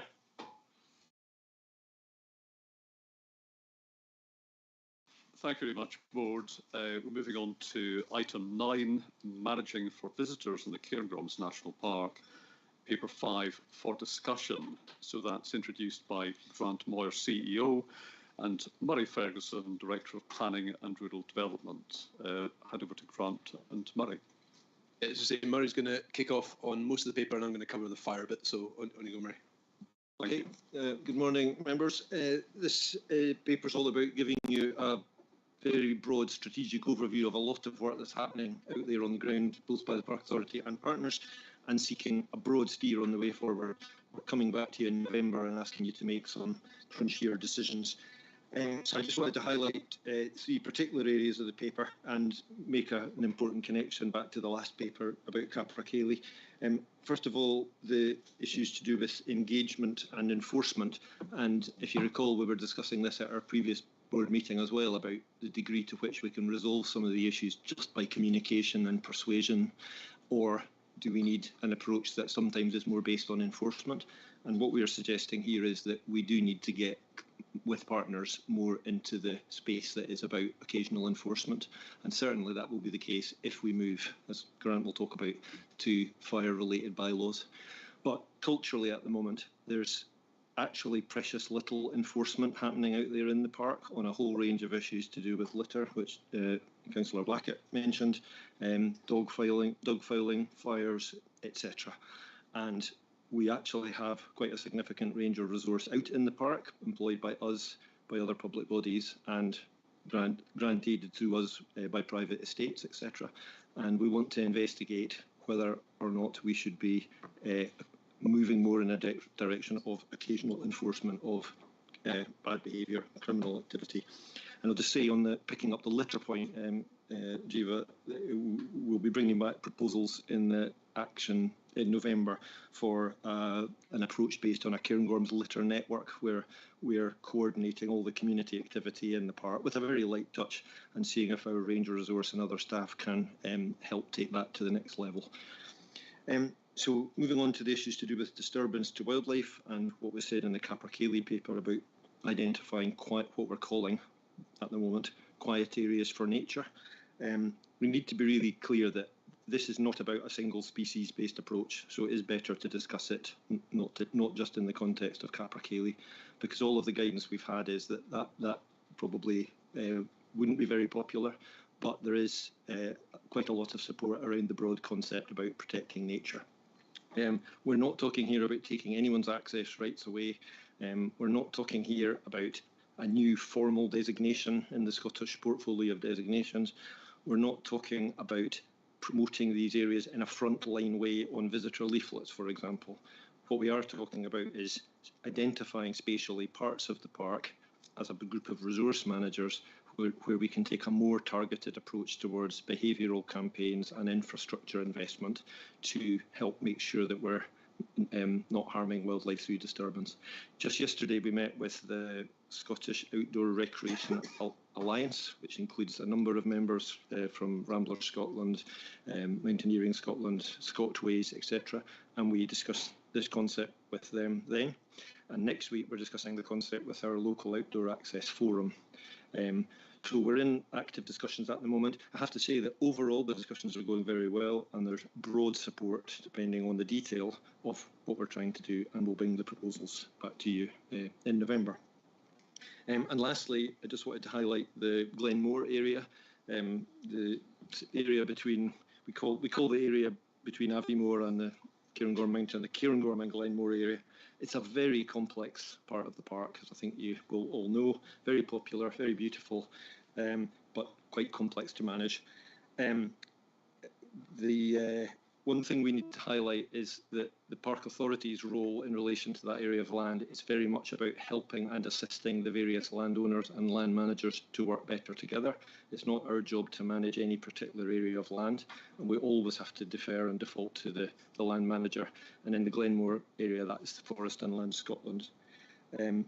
Now, you will see in the paper that we've had this proposal from the Community Council and the Community Trust about identifying site-specific bylaws. And we've said that through this paper, and I've communicated this back to the group, that at the moment that's not something we're proposing to take forward, but of course your views would be welcome. And instead we're proposing to work more on a park-wide approach associated with fires. Lastly, just want to say we're now approaching the end of the season, and we've got a significant range of resource out there in the park employed by us and by partners. They've done an absolutely fantastic job communicating and minimising a lot of issues that will never come to your attention because the rangers have dealt with it very effectively. And I just want to pass on my thanks and say very well done. Thank you, Murray. We've got comments on this part of the paper from Bill first, then John. Bill. Murray, it's a question for Murray. What level of resources have Forestry and Land Scotland actually, I suppose, committed to Glenmore? Because, you know, I realise all that we've done as a park authority and other landowners have done across the park. Just what are Forestry and Land Scotland done? Because it doesn't seem to be a lot to me. Well, I've been in touch with Forest and Land Scotland managers just in the last week to help prepare for this paper and this discussion, and they've identified that from a national perspective, they're treating Glenmore as one of 6 national priority sites. They are telling us that they have put more resource into that site than they ever have done before, and they've given details of their area management, which is working across quite a broad geography, and then their site-specific management. I think from the Park Authority's perspective, we too are now putting more resource into that particular part of the park than any other land management unit in the national park. And I think that does have to raise questions about whether between us we've got the balance of resourcing right. That's a very, very fair question. I want to hold back on the fire-related aspects of this paper for the second part of the presentation, but Bill wants to come back. Actually, Murray, there's even, I suppose, the simple fact of life is that local businesses around don't even appear to know who the appropriate person in Forest and Land Scotland to contact if they have a problem. So I just do not believe they are putting the adequate resources in to deal with this. And it obviously goes on to the next bit, which is about fires that Grant's going to present. Same thing all over again. I just don't see where the commitment is from them to do this. And it should be basically the landowner who's providing this. Yes, well, just to say that our overall approach in that area is very much about bringing together the land managers. So I chair a meeting that brings together staff from Cairngorm Mountain, along with Forest and Land Scotland and Sport Scotland, etc. But we absolutely rely on Forest and Land Scotland to have a good plan for their site and to provide appropriate staffing and to manage that area well. And they do have a number of complex arrangements with the individual businesses on that site, at the Beach Water Sports Centre and up at the visitor centre, where they're in a discussion with the Community Trust at the moment. But the onus is on them to take the lead and manage that area, and then we can help them. Thanks, Murray. John, Sandra, then Lauren. Thank you, Murray. Just a couple of comments I would like to make. On Saturday, we did our annual family walk. I did suggest we all got on the bus and use our bus passes, and we did. We left Nethy at 8 o'clock to arrive in Aviemore to see the mountain bus go out opposite, out the road in front of us before we arrived. Surely that buses can't link. You know, we had to wait an hour for the 9:22 bus. We arrived in at 8:23 and it went out at 8:22, which And the other problem which we had was folk arriving in Aviemore. Where do you park your car? There is nowhere. Going to Glenmore, we got off the bus. Having said that, the bus service was excellent. A lot of folk came from Nethy to go walking in Glenmore and were using the bus, which is a good thing, and I think that's something to be applauded. But when we got off the bus, we had my own grandchildren that had sweetie papers and stuff like that. So we walked from the bus stop to the hayfield to go down round the back of Lochmorlich, and there wasn't one dustbin. And there was a 24-hour event on a cycle or running event. And I said to the guy, I says, where's the dustbins? You don't get any dustbins. Well, you can't have dustbins. He says, folk are using them. And you go, aye, that's what they're there for. And there was poo bags and stuff lying on the track. Surely, if you're taking money off public for parking, you should be supplying dustbins. Thank you. That's my rant. Thank you, Sandra. Thanks. Yeah, I just want to come in and support Bill's point, actually. And I was deeply unimpressed when we met with FLS recently in terms of they may have been putting a lot more resources in, but it's from practically nothing to negligible, in my opinion. And I think that we as an authority are having to prop that up at great expense to our other areas in our communities, where actually this is a publicly owned landowner who are really responsible for their own land and should be putting in the vast bulk of the resource. Very happy for us to be supporting them in partnership and, you know, helping out where there is increased demand, etc. But we shouldn't be doing basically the day-to-day management for them, and that is something they need to put serious resourcing into around the clock and not just, you know, weekdays, daytime hours. There is an absolutely urgent need for progress in that area. Lauren. Yeah, thank you, convener. And I'm going to try and keep this as succinct as possible, being more to member. I've had intense discussions with community members, landowners, community council, AGCT on this issue, and I'm going to try and split as best as I can between antisocial behaviour and fires, but obviously they are, you know, relatively connected. So I think I cannot stress Bill and Xander's point enough. I think we stood on the beach last week and got told that Glenmore was the most visited FLS site in Scotland, maybe bar Peebles, which has a completely different, user type and facilities. The fact that we've got 3 part-time rangers and maybe 1 full-time working limited hours is shocking to me. And the people who lose out on this, as we all know, sitting around this table, is normal people and local people who can't even take their families. I think what I've heard from the community is that they're sick and tired of the embarrassing, and this is a quote from a senior member from one of the councils, of the embarrassing finger pointing that is going on. And I think now what the community want to see is the slate wiped clean and for us to move forward. And I think what the problems we're also seeing at Glenmore are systemic. It's become very, very, very expensive to holiday in Aviemore. You know, it's £6 a pint. And this is young people going to have a hedonistic experience because that's what you do when you're young. And Aviemore is not facilitating that anymore because it's expensive and there's nowhere cheap to stay. So what you would rather do is get a tent and go down to the beach where it's accessible. And what shocked me was some of the attitudes from FLS members of staff. The scoffing and the rolling of eyes made me so angry because people who are camping on the beach do think they are wild camping.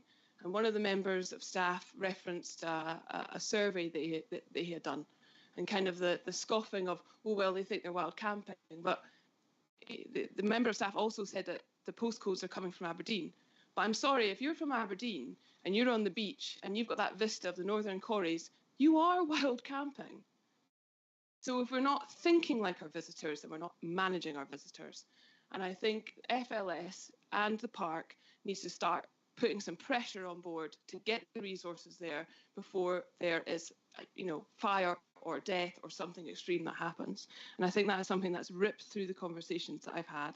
And we need to challenge that organisational snobbery because it's not getting us anywhere.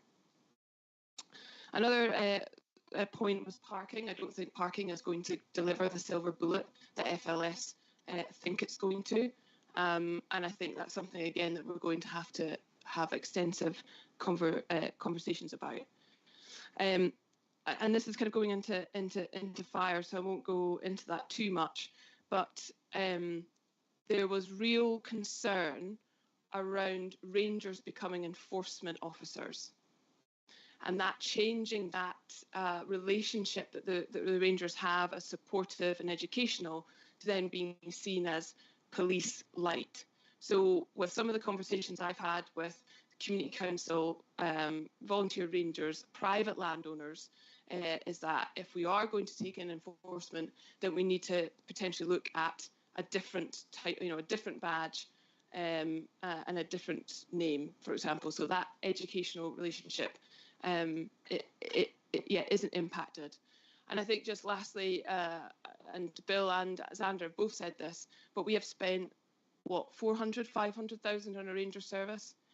On the risk assessment that David presented, one of the highest red arrows was a lack of public investment. How are we going to enforce this if we are entering fiscally difficult times? And I think the expectation potentially for maybe not FLS but for other landowners, if we do take in a bylaw with the displacement, because this is the thing at the moment, of course it's not great down at the beach, but if we displace people into the woods, then we are going to have a real problem. So I guess the question is, what are we doing to engage private landowners around them having to pay for a ranger service to enforce? So I'm sorry I've taken up a bit of time, but this has been months of intense conversations, and yeah, I think that is what I'm hearing on the ground. All points well taken, very well taken. On the critical issue of resourcing from FLS, we will be seeking officers and ourselves pretty urgent meeting with FLS to discuss resourcing, because the one thing that is screamingly obvious is that it's inadequate at the moment, and I can give the board an assurance that the convener and deputy convener will be at that meeting conveying the views expressed today very forcefully. Again, I want to get on to the fire paper, but we've got another comment from Fiona. Yeah, thank you, and well said, Lauren.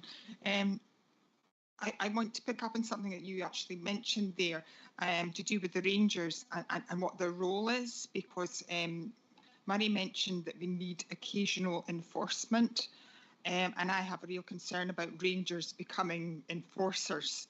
And I'm aware that at Loch Lomond, and it said in the paper as well, that Loch Lomond and Trossachs National Park, they have enforcement there. And I just wondered, to inform us a bit better so that we can be making informed decisions about things. I just wondered how many fixed penalty notices they issue by proportion of visitor, the impact on staff time, on the management of this process, and ultimately the effectiveness of it, just to get some kind of informed idea of how they operate and how successful it is. Thanks very much, Fiona. This is probably an appropriate moment to move on to the second part of the presentation on this paper from Grant.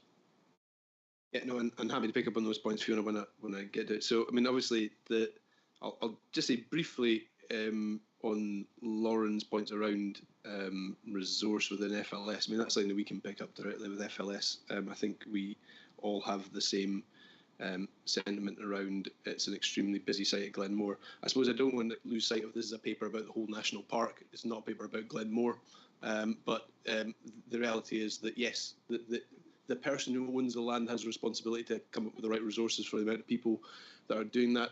The Park Authority, I mean, this year our budget in this area of work is probably over £1 million. If you take our ranger services, you take all the visitor infrastructure funding that we're putting in place, all the access side of things, all the comms side.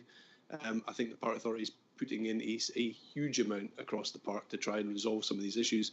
Glenmore is a specific area, and it's under public ownership. And I actually think that's the key bit to this, which is it should be an exemplar of how to do this, not the bit that's lagging behind, and that's what we've got to try and get FLS to help us to deliver as the local landowner. It is a complex site, but there are things that can be done, I think, to make that quite significantly different. And we have put some of those things in the paper, which we want to discuss with them. Things like, you know, do you want to warden the beach? Do you want to actually do things slightly differently from how we currently do it? But that is a big resource commitment, and you're not wrong in saying that we are entering a time of fiscal constraint, I suppose, across Scotland, and how you actually afford some of these things is going to be pretty difficult. But we do need to try and join that all up.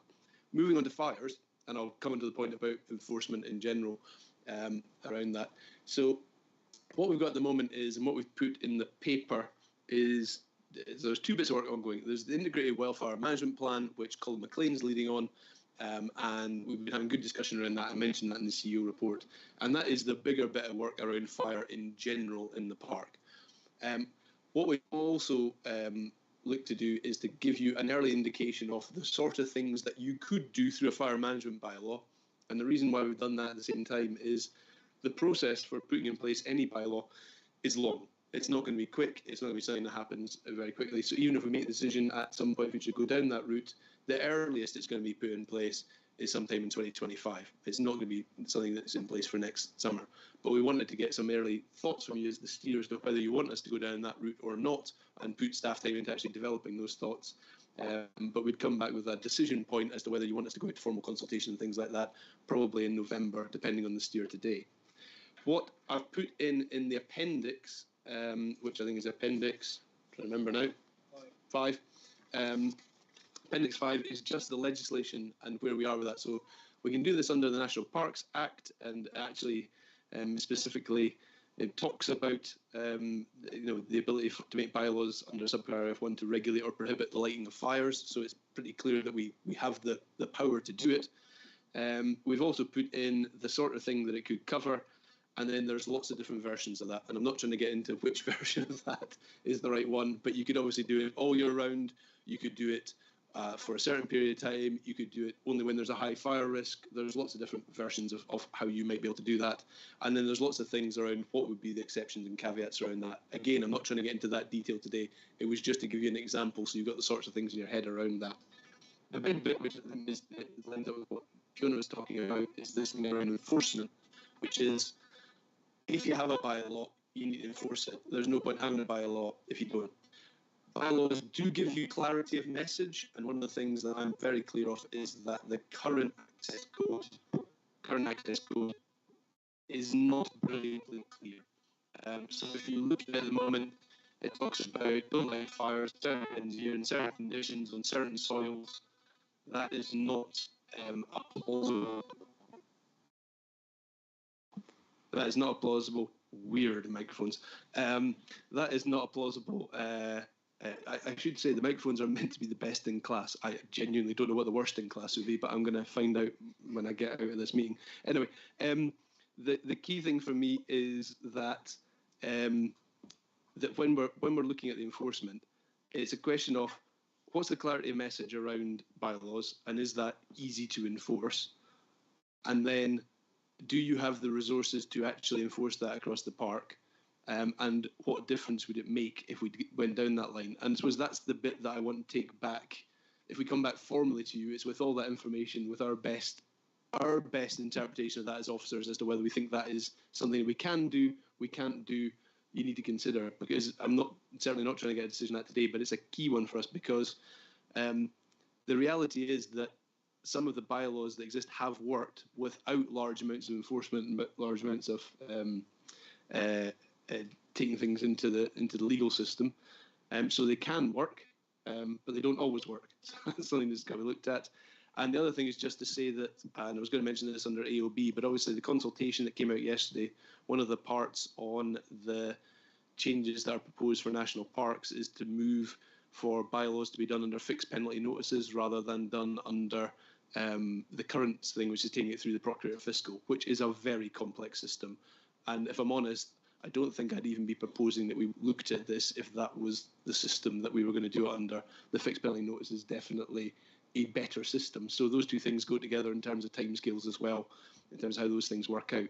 So the bit under fire today is really just to get A general steer for me, a general feel is this something you want us to do, go and do a bit more work on, and to come back with you with a paper with a bit more of a decision point in it. I should be clear that even at that point, it would be a public consultation that we then do after that, which would ask people what do they think, and then even after that, and this is all in the process, Scottish ministers then have to do a consultation on that. So that's why it is not a quick process. But if we don't start it or think about starting it soon, you'll lose another season, and so it needs to be sort of thought of now. So that was all I was wanting to say today, but it'd be great to get your steer on that part of this and the feel around that.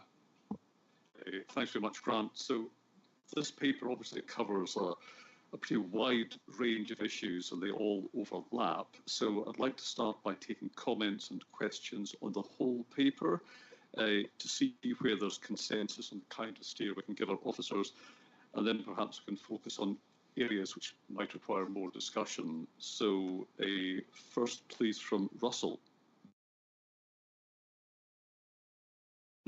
Thank you, convener, and thanks, Murray and Grant, for the paper. There's a lot of work going into that.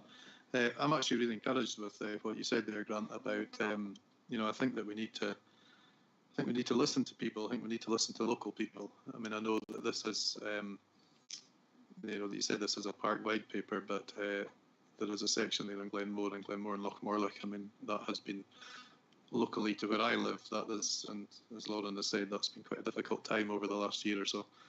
And I think that we need to listen to people and be seen to be doing something. And take your point that it takes a long time. If it is bylaws that we end up going for, that we should maybe start that process. And I mean, somebody more clever than me can tell me, I'm sure, that at some point, if it was decided we weren't going to go down the bylaw route, we could probably stop that if we decided, but at least get it up and running and get going with that. I totally agree with everything that's been said about FLS. I was involved a wee bit over the last, over 3 or 4 months there with a steering group that Murray chaired, and found FLS quite difficult, to be honest. I don't think that the partnership is as good as it could be, the working relationship between CNPA and FLS. I find it a bit disappointing. And there, on the beach there a couple of weeks ago, it was a bit like a public information film about FLS, and I don't think they really addressed any of the problems, unfortunately. And the last thing I'd like to say, I am going to be sitting, the Highland Council are setting up a wildfire working group, and I will be sitting on that, unless I'm blackballed next Thursday at the meeting, but I think I'm to be sitting on that. So I'm very happy to liaise with Colin and whoever else at the park, and hopefully that can be a good crossover, so I'm happy to do that. But no, in general, what you've said there, I'm really encouraged by it. Thank you. Thanks, Russell. Bill. Yeah, thanks. Quite a few points, actually. I think the first one is that if we go down the route that requires input from a procurator fiscal, then it's dead in the water. Because if you look generally what the procurator fiscal does on a day-to-day basis, when you produce things like this, they end up disappearing. Because I would imagine they've got more than enough to do with criminals, etc., and they just won't take anything to do with us. I think we need to be careful that we take the public with us if we're going to do anything. And part of the 4 potential variables mentions whether files within curtilages of buildings, etc., within your own property should be considered. As soon as you do that, there will be a universal outcry from the public. So you need to be very, very careful with what we do. I'm a wee bit concerned about the call for bylaws. We need to, when you bring a paper forward, right, it needs to show the pros and cons of a bylaw and what the impact will actually be, rather than just think, well, okay, bylaws, the be-all and the end-all, because the resource implications are gigantic, either for us or for somebody else, but probably for us. So I think that's really important as well. But just on that point, but so that is exactly what would be coming back for the decision. All we were asking there was, do you want us to do any work on this or not? Because if the general steer was, we don't really fancy bylaws, I'm not going to waste Murray and the team's time doing all that work, because actually pulling together all of that is quite a lot of work. So that's the reason why it's not in today, because it's still the decision point will be, here are the pros and cons of doing bylaws. Do you want to do them or not? But today was just, do you want us to do even that bit of work? Well, I think we should do the work, and then we can sit down logically and see the reasons why we should do it or why we just shouldn't do it. And we need to be brave about that. If we don't think it's a good idea, then we should say it's not a good idea, rather than just respond to the clamour from certain particular pressure groups. Thanks, Bill. Lauren. Yeah, thank you. So I'll kind of address some of the fire concerns that from the community, and also some of my own personal opinions. I think, well, actually, I'll start with national messaging. I think we're at a stage now in climate change, with the temperatures that we're seeing, with the lack of rainfall, that I think, certainly in my experience, the jeopardy or the consequence of wildfires is really being felt in Scotland. We've seen that all across Scotland, at Cannock, at Daviot, and we're really starting to see the destruction of wildfires. And so it's the same problem that we're having at Lochmorlich that it is that they're having at Arisaig. It's the same up in the northwest. It's the same with the problems down in the borders. It's the same problems over with Jiva and Paul in Aberdeenshire. This is a national problem that demands national solutions. You know, this needs to be a public health messaging. You know, again, going back to the FLS member of staff sat on the beach, they asked the visitors they heard of the Scottish Outdoor Access Code. Well, of course they haven't, because how could you? So I think the park needs to put pressure on the Minister and the other agencies, Visit Scotland, FLS, to make this a national messaging priority. I think, in my personal opinion, radio, TV, you should be standing in Glasgow Queen Street, Waverley, and looking at, you know, don't set fire to our national parks, this is how you behave. And I think I would really encourage us to lean into that, because I don't, and there's quite a lot of our community members don't accept that, you know, you can't get down to the beach without seeing signage. It's not interpretive enough, it isn't big enough, it isn't loud enough, and it isn't clear enough. So we need to do better on that. Bylaws, I think we need to look at bylaws. I think if we have another poor winter and we have another dry spring and we come into May like we did this year, and the community come round and we've said we've not looked at bylaws, I think the park will get absolutely decimated. So I think I would encourage, us and the board to look at bylaws.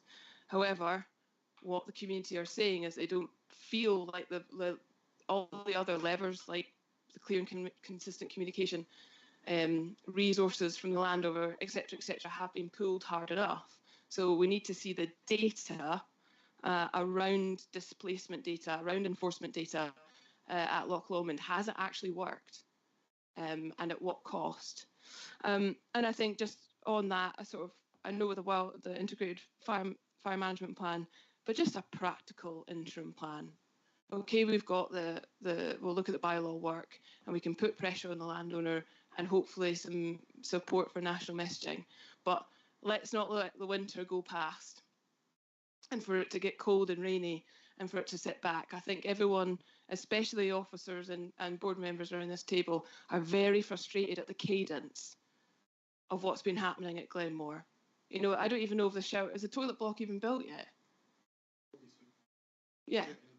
But so that's an example of where people are just getting frustrated at the cadence of which things are happening. So again, if we can try and get the partners round and hold a bit of feet to the coals and get this going, I don't mention coals. Hold it to a solar panelled powered heat of some sort.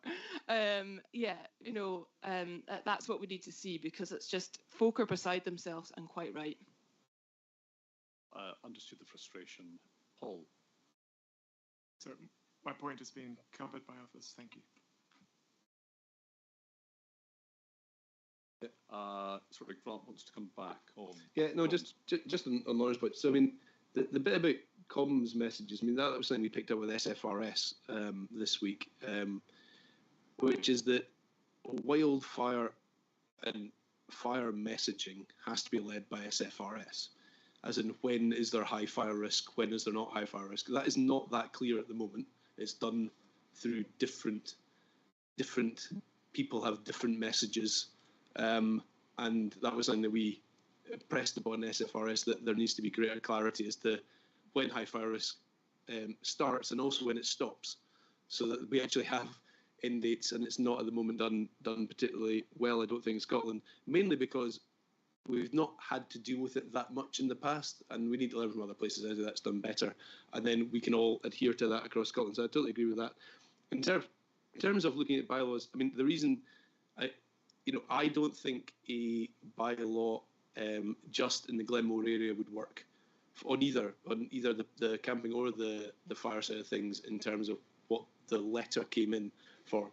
I think the fire side of things would have to be done at a park level and park messaging. I don't think it works at a small scale area, because you will just get displacement. I mean, if you said you can't have a fire in Glenmore Beach, then okay, you'll go 300 yards into the thing and light a fire somewhere else.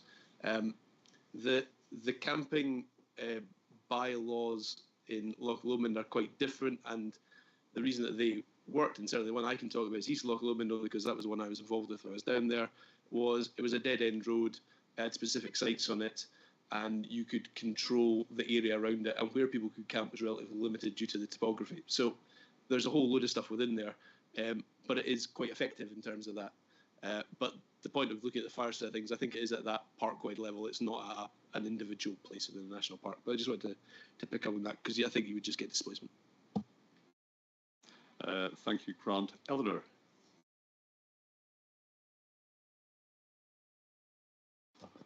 Yeah, 3 points.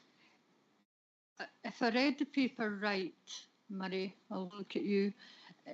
Did I read that Aberdeenshire Council had rangers that were currently able to issue a fixed term penalty? So I just wondered if you could tell us more about that. My second point was, how are we going to go back to, in particular, the community up there around Lochmorlich, and keep them involved and keep them informed? And the third point is, I totally support the need for more work to be done around the bylaws. Yeah. Thank you, Eleanor. And do you want to come back on that? Yeah, well, on your first point, yes, the information I've got from my management contacts in Aberdeenshire Council is that exactly what's said in the paper. I cut and paste what I got back from the appropriate managers. I think there is a relatively piecemeal approach across Scotland to enforcement of these issues. And one of the things we're trying to put in place just now, I had conversations with Nature Scot about this week, because they chair some of the national groups on this, is putting together some kind of workshop in the Cairngorms where we bring together the knowledgeable partners about enforcement of these issues to discuss the complexities, because there are many. It's a difficult thing to make happen, but we need to do that and be seen to be doing that. But I can go back and check with my Aberdeenshire Council contacts, but certainly what's in the paper is what I was told by the relevant officers. In terms of how we're going back to the communities, and I think you mean about the specific proposal to establish site-specific bylaws, well, we've started that because I wrote to both the Community Trust and the Community Council and drew their attention to this paper and the fact we were having this debate today, and possibly some people are watching this. And certainly following the steer that you've given us today, we'll do that again so that we're keeping the dialogue open. We had a very good meeting with the Community Council back in July, along with staff from Forest and Land Scotland, where we had a really quite sophisticated discussion about the complexity of the issues here. So we'll certainly try hard to keep up that dialogue. And sorry, your third point, Eleanor, what was that? No, my third point didn't need an answer. Right. It was just I supported the work on bylaws. But just going back to the community, and Russell and Lauren will keep me right on this. At the end of the day, when we were out in Lochmorlich a fortnight ago, Russell, who I just wished had asked the question about an hour and a half earlier, because it was quite a painful afternoon, suggested that the meetings that had been taking place with the community and the partners should continue, you know, just to keep up the momentum and not find ourselves at Easter next year and nobody knows what's happening. Is there a chance that those meetings, that Russell and Lauren can come in on this, could continue over the next few months just to involve the community and partners, etc.? I think that's what you were getting at, Russell. Yeah, I mean, I would certainly like to see, you know, that some level of discussion continue between the partners, because I think that the group that Maddie chaired, I think we actually got quite a lot done. It was a bit painful at times and it was a bit fraught at times, but we did get somewhere, you know. And I think that only by challenging each other that, you know, if it all goes quiet, like Lauren said, I mean, now that, well, the weather's lovely today, but the weather's probably going to not be so lovely for the next few months, and if we just forget about it, then before we know it, it's going to be springtime and we're back to where we were. So perhaps we should keep talking. If there was some mechanism to do that, I think it's a good idea. Thanks, Eleanor. Yeah, I think there's consensus that regular engagement is critical. Anne? There we go. Thank you. It was very interesting listening to what Lauren had to say. And when we talk about national messaging, I absolutely get it, especially about wildfires, but more importantly, how people behave in a rural setting. It's all-encompassing, holistically. People seem to have lost the understanding of how a rural setting works and how you behave in a rural setting. And I'm speaking about, I'm going to say holistically, because there's so many different, from fishing to fires to camping to everything, respecting livestock, respecting the farmers, the businesses, etc. So if there is national messaging going out, I would want it to have a slant that this is what's acceptable in a rural area, this is not what's acceptable, this is how you behave, to explain what the rural areas are about. Regarding Aberdeenshire and 16B, as far as I am aware, to the best of my knowledge, unless I have not been told, I am not aware that rangers are able to give out fixed penalty notices. And I say that because I have an area in my ward, which is not in the Cairngorms, and I have been told that rangers can give out leaflets advising the best way. They can contact the police if there's a problem, but they do not have any enforcement powers. Now, I stand to be corrected, but that is my understanding of it. Okay. Thanks, Anne. So it's Paul, then Doug. Coming in as a former Aberdeenshire councillor, I was aware of 16B that, and I highlighted it in purple because it was interesting when I read it, that yeah, dog wardens can issue an £80 fixed penalty, but you have to actually catch the dog doing the business. But I wasn't aware of the similar penalty for littering. So 3 councillors, perhaps with 3 different understandings of what happens in our council. Thanks for the clarification. Doug. Thanks, yeah. Going back to the point about national messaging, I think it's more than national messaging, and you'd made a point about reviewing the outdoor access code.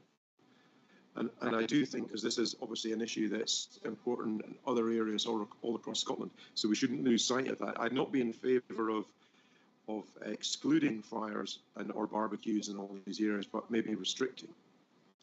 So I don't think we want to lose sight of that, and I would be in favour of a relook at the outdoor access code on those issues. But in terms of generally, yes, I'd support you looking more further into this and coming back to the board with ideas, but include the outdoor access code as well. Thanks. So just saying, the outdoor access code, the National Visitor Management Group that I sit on is looking exactly that, Doug, as to whether there needs to be a specific review on that bit around fires within that and how we might progress that if that was the case. Because obviously what's in law and then what's in the actual code itself are not the same things, and the bit that's the code is theoretically able to be revised. Possibly wildlife disturbance too. Yeah. Thank you. John, then Steve. I come back to so I'm getting the message across to Glenmore, these tele-messaging boards that transportable. Surely maybe when the weather is high, we could maybe have one placed in the road up to Glenmore, say, respect the countryside. Fires are a real There is one, John. We paid for it, and was there? Oh well, it's flashing away as we speak. All right, okay. No, that's one we paid for. Maybe we need more of them then. Quite possibly more of them, yeah. Yeah. Okay. Not inexpensive, let me say. Just go back to the wildlife and the open spaces. The other thing, if we're doing something on that, do something for the farmers. The amount of people that are going into the fields and lifting lambs and say, I found this lion, is getting real problem to farmers do. Okay, thank you. Thank you very much, Steve. I know you go, Steve. Good full support for this. Looking at bylaws, the balance between kind of engagement and enforcement is really difficult. The displacement thing really does worry me because it was absolutely apparent at Morlick, if you are too heavy there, they're going to go into the forest and then we get a big fire. So I don't know how you solve that, but that's a big thing. The other thing that struck me from the site visit, and I'll come back to FLS in a second, was this police availability thing. So when there are problems at Morlick, there tend to be problems elsewhere, and so police aren't necessarily available to get to Morlick and these other sorts of places. So a relationship with the police seemed really, really important, and I don't know if we can. I don't know how you do this, but can you get some priority? Can you get some funding to the police on this? Because a fire in Morlick or anywhere like that is absolutely nightmarish. The other thing is about FLS, and I think we were all quite slightly shocked by some of the things that were coming out of that meeting. And I'm just going to throw it out there because I can't help think that a national park should own public land in a national park, and I really believe that may well be the answer, is that public land like FLS land should be owned by the Park Authority, and then the problems that you get between agencies I would hope would stop, because it's one agency trying to deal with one problem. So I'll just throw that out there because I felt like saying it. An interesting point maybe for another meeting. I think we're just to say that I think in the Park Authority response that we put into the consultation last year on future national parks, I think we did bring up that point, as far as I remember, in terms of the generic point about public land in national parks and the role of public land vis-a-vis the National Park Authority as well. So it's on the radar, I would say. It would be. Oh, well, I'll not say anymore. Yeah. Okay, I think we are heading towards a point at which we can begin to provide steer for officers, but I want to take just a few final comments. Peter, then Russell. It was just an observation that I tried to find out the causes of wildfire in the national park since the park was set up, and I singly failed to do so, even through FOI requests. And so before we start jumping on what we think may be causing all the wildfires, I think it would be useful to have an empirical database of what's causing that. And I know from speaking to fire officers that some are caused by natural effects, like lightning strikes, some are caused by visitors, some is caused by Muir burn, and I was even surprised to find that the majority in recent years had been in Strathspey, had been caused by the steam railway setting grassland fires. And so I think we just need to be a little bit proportionate here and understand what we've got for, say, the last 20 years before we start jumping down one route where we may miss the actual cause of wildfires. Yeah, no, that's a very pertinent point. And I know that we've asked SFRS for data on that, so we can get as much data as we can around that, because it's a good point around. But that's more for, I suppose, the integrated wildfire management plan and stuff that Colin's doing. So I know that we are looking at that and trying to get as much data as possible. Thanks, Russell and Chiva. Yeah, just a very quick one. Thanks for letting me back in. It was interesting when you said there that CNPA paid for the sign that's on. I mean, I've seen the sign at Glenmore. It'd just be interesting to have a wee bit in the paper that if it does come back to us about who has responsibilities for what. I mean, I would have thought that would have been FLS that should have been putting the sign there, to be honest. But, so I suppose the bit when you were talking about trying to make things happen, well, I suppose that's what we've been trying to do in Glenmore, in that we paid for a large amount of the toilet that's now being constructed by Highland Council. Obviously, paid for that sign. We've put in a lot of. I mean, the Park Authority has put in, I would say, the vast majority of the resources around that area, because we wanted to see stuff happen. Because if not, frankly, I'm not sure anything would have happened at all. Whether that is the right or wrong, there was a need to do something, and we sort of jumped to it. We had so during COVID, I don't know if you remember this, but when we got out of that, we had hired. My memory is, I think, about 6 of those signs across the park. So we had a couple of them in Deeside. We had one down in Glenshee, one at Glenmore, and I think one further down Glenmore as well, to try and provide information to people around that. And on the back of that, we bought one specifically for Glenmore for the long term. Thank you. And Chiva. Yeah, very briefly, in answer to Peter's point, the value of having councillors as part of the national park is about to become obvious, because we have reports coming to our area committee, and we had one 2 weeks ago, last week.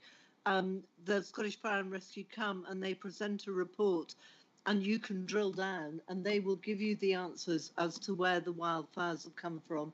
So perhaps asking up there is not the answer. The answer is to drill down into each local authority area. And as a local councillor, I'm very pleased to be able to bring that information to the board and prove our worth. Thank you very much, Chiva. Appreciate it. Right, I think we're now in a position I think we have a consensus really in the steer that we want to give our officers. So, that being the case, I'm asking the board to note the wide range of work currently underway to manage visitor pressure, to note the timetable for the active Cairngorms action plan, to call on the Park Authority to work urgently with FLS to ensure a more appropriate level of resourcing for Glenmore, the key first meeting to include the convener and the deputy convener, and ask officers to make all possible progress in the development of the integrated wildfire management plan, including promoting effective coordinated messaging with regional and national partners. And finally, the board asks officers to investigate and bring forward proposals for consultation for potential fire bylaws for the Cairngorms National Park. This would be for further discussion at a November board. That this is done in parallel with the development of the integrated wildfire management plan. And I think critically that the board is clear that this would not be a commitment to pursue bylaws. Are we content with that approach, board? Thank you very much. Thank you. Moving on to item 10, standing orders, election of planning committee convener and committee membership substitutions. So this is paper 6 for decision. It will be introduced by David Cameron, Director of Corporate Service and Deputy CEO. And I should explain that this paper will be taken in 2 parts. First, the process for election of the planning convener, then arrangements for committee member substitutes. So I'll now ask David to speak to the first of those 2 parts. Thanks, convener. So taking the first part around the election of the planning committee convener, the paper in front of you proposes we adopt the same process for the election as we've used recently for the board convener and deputy convener elections, and that worked very successfully and included all members with their ability to vote. The illustrative timetable I've put in front of members is on the basis of allowing all members to participate following the end of the current appointment process. And just as a point to note, following the convener elections, we did receive a Freedom of Information request for candidate statements. Having tested that information against the provisions of the Freedom of Information Scotland Act, it's pretty clear that we would be required to release that information. So I'm now proposing that if we do need to issue candidate statements, if there are more than one applicant or one candidate for the post, if there is an election, that we would propose just to publish those statements. That in itself mirrors the previous practice of candidates making an oral statement to a public meeting. So it seems in order that we just move to publish any candidate statements that are required. I think, convener, that's all I want to say by way of introduction to this part of the paper. Happy to pick up on any questions.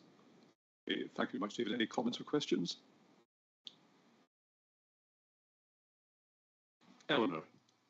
Just one question. This is all sort of hinging on our new appointee members being announced and being members of the board come 1st of November. Yeah. So we've all seen the appointment process in action. If there's a delay in that, do we then delay the election process to allow those members to come on board? Or what's the process there? As far as I'm currently aware, Scottish Government are very well aware of this timetable that we're proposing for this election, and that we've had discussions with colleagues at Scottish Government to try to ensure that their processes are concluded in good time to allow that appointment to be in place. I think, Eleanor, if any change to that timetable happened with appointments, I would be getting back in touch with members just to highlight that there was that delay, and we could canvass then at whether we go ahead. Thanks, David. And just on a point of information, I've been in touch with our sponsorship team and others, and the process is well underway. It's on track, and we don't anticipate a delay, albeit we understand what happened last time. But thanks for the clarification. Any other comments or questions? In which case, thank you very much. So the board is asked to agree the process for election of the planning committee convener as set out in this paper. Are we content with that position? Yes. Thank you very much. Moving on to the second part of the paper, David, dealing with member substitutes. Speak to that, please. Thanks again, convener. And so the only point I want to highlight on the paper around substitutions is following up the board's request that I look at this. I've put proposals in front of you. Key element in there is that I'm proposing that substitutes to committees ought to be identified or must be identified within 5 working days of the date of that committee.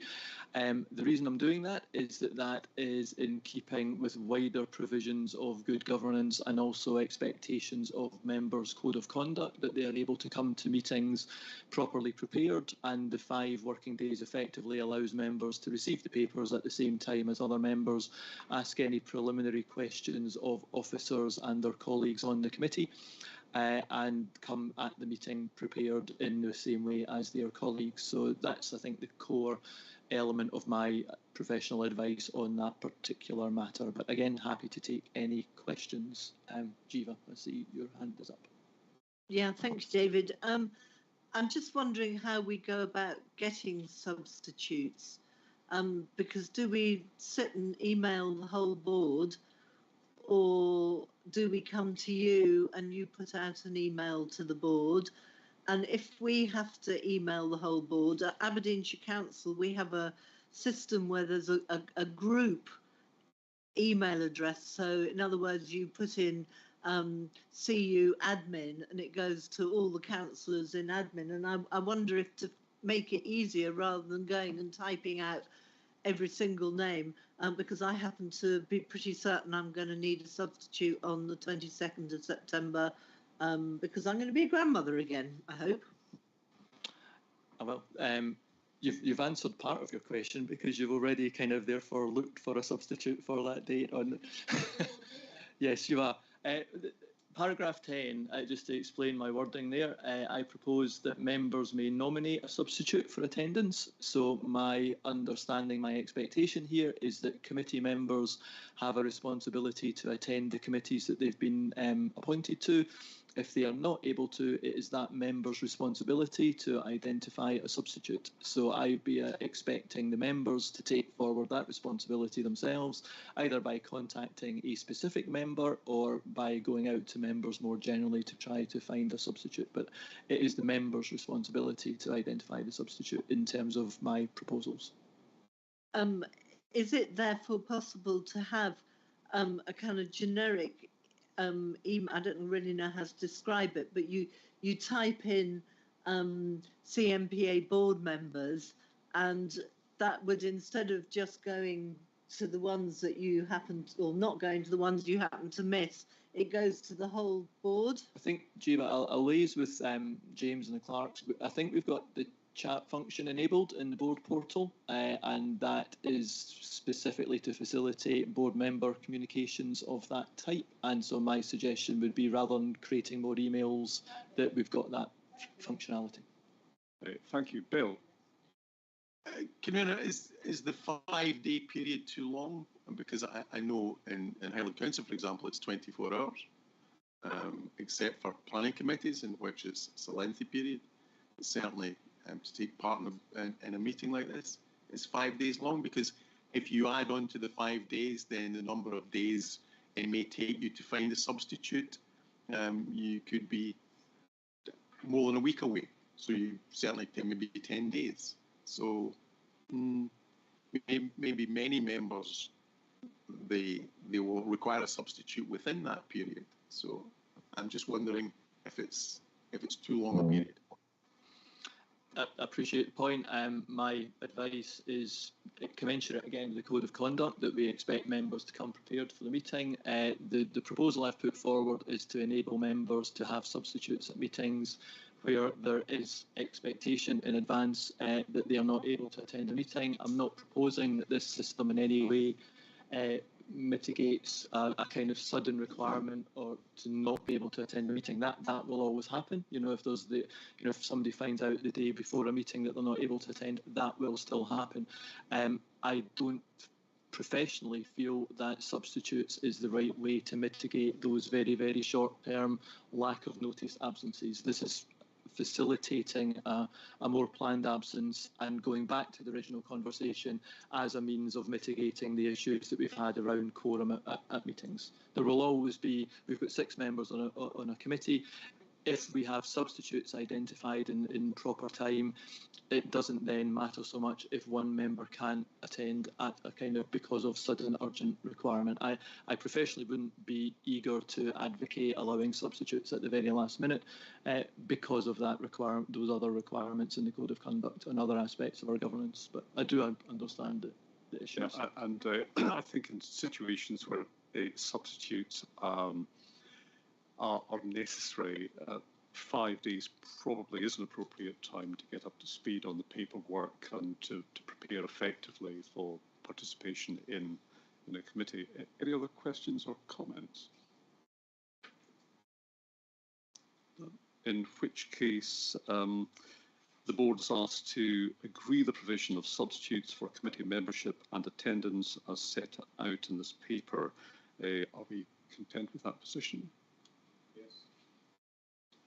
Great, thank you very much.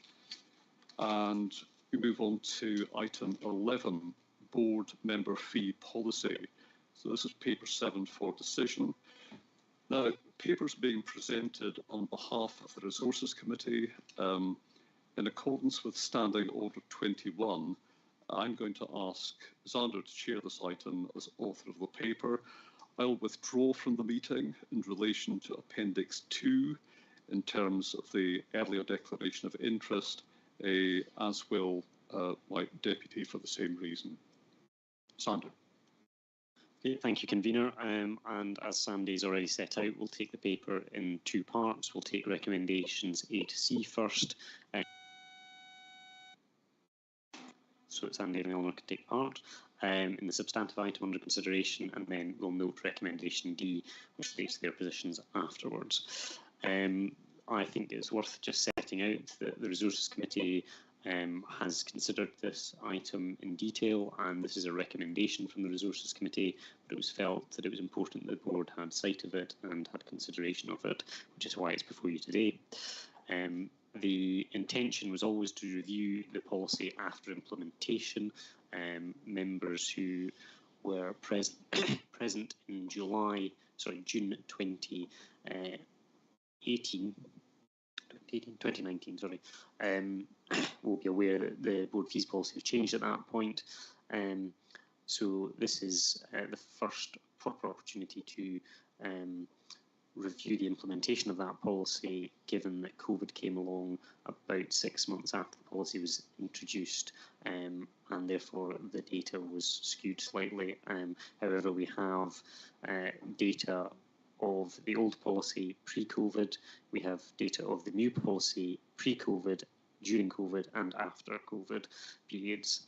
Very pleased to report that the policy has had a successful attendance increase of 6.5%, and that includes a 2% increase in the same cohort of board members, i.e.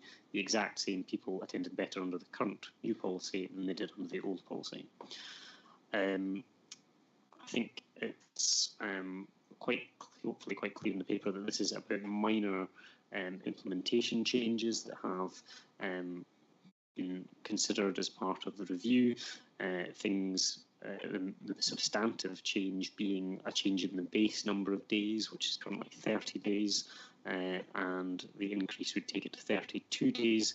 That reflects the fact that over the last few years there has generally been an additional special board meeting at some point to consider an item of business, so there has generally been an extra board day put in there.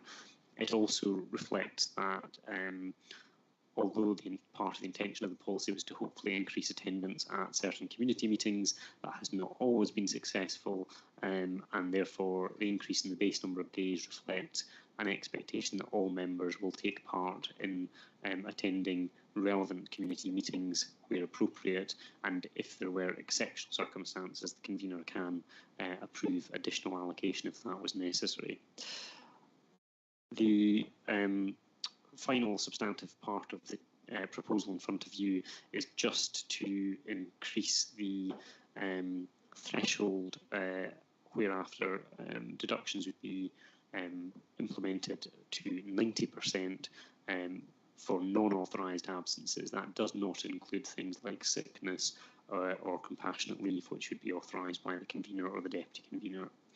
And I think that reflects the discussion. It was a unanimous agreement by the Resources Committee, and I'm going to just invite Russell to say anything he wishes to as the Chair of Resources. Yeah, no, just say we did have a good discussion about this, and I mean, I'll second the proposals on there. Okay. Okay, thank you. Are there any questions, comments on it? Eleanor? Can you just explain, Xander, because I can't quite get my head around this.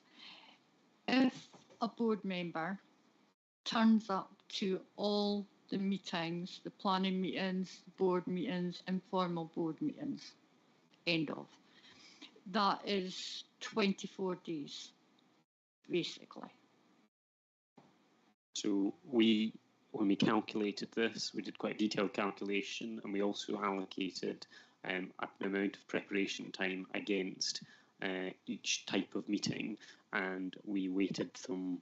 I haven't got the exact details at the time, but we did a very detailed calculation. It does not include travel time because we decided that it was very difficult to allocate travel time based on some people are coming from the Angus Glens perhaps, or Perthshire, and other people are coming on a very localised basis. So it doesn't count travel time, but it does count prep time.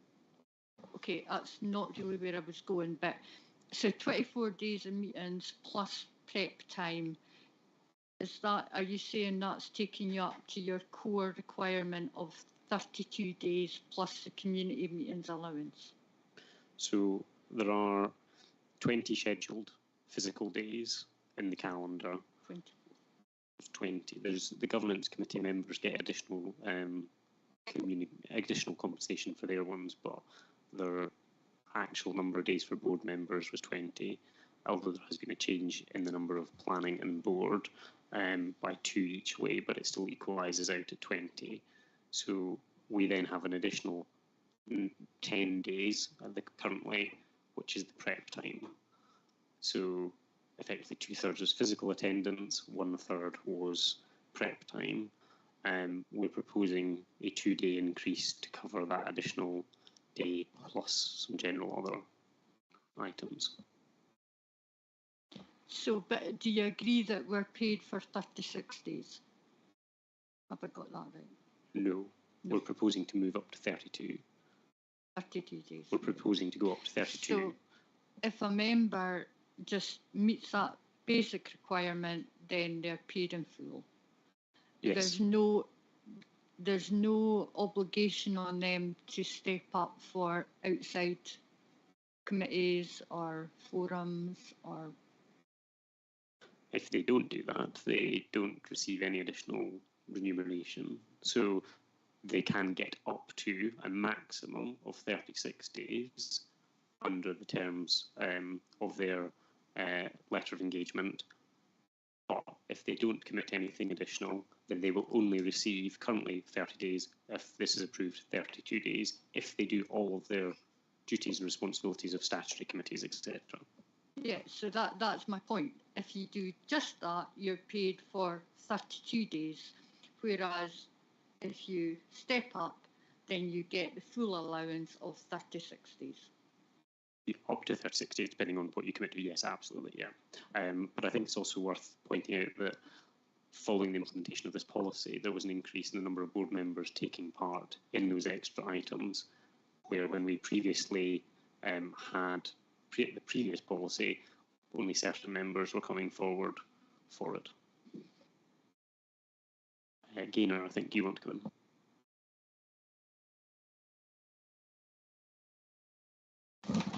Thanks. I get where you're coming from. It seems overly complicated. Our contracts are for 36 days from Scottish Government.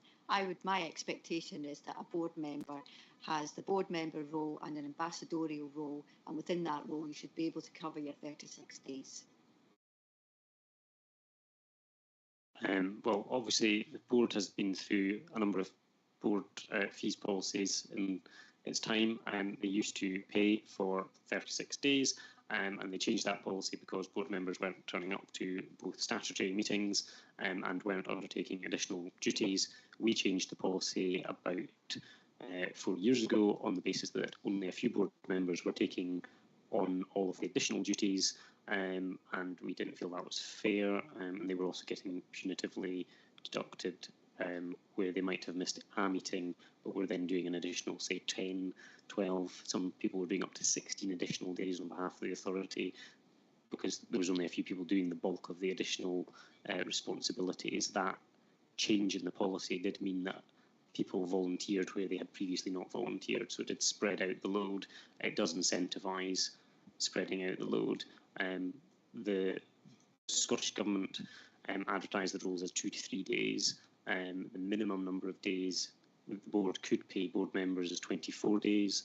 The board did consider that both on the previous consideration of this current policy, and I think it was potentially considered, as far as I understand, when the deductions policy was imposed, there was a consideration of 24 days at that point. So the board has considered these.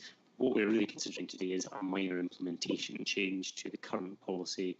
We're not proposing a substantive change in policy. Sandy.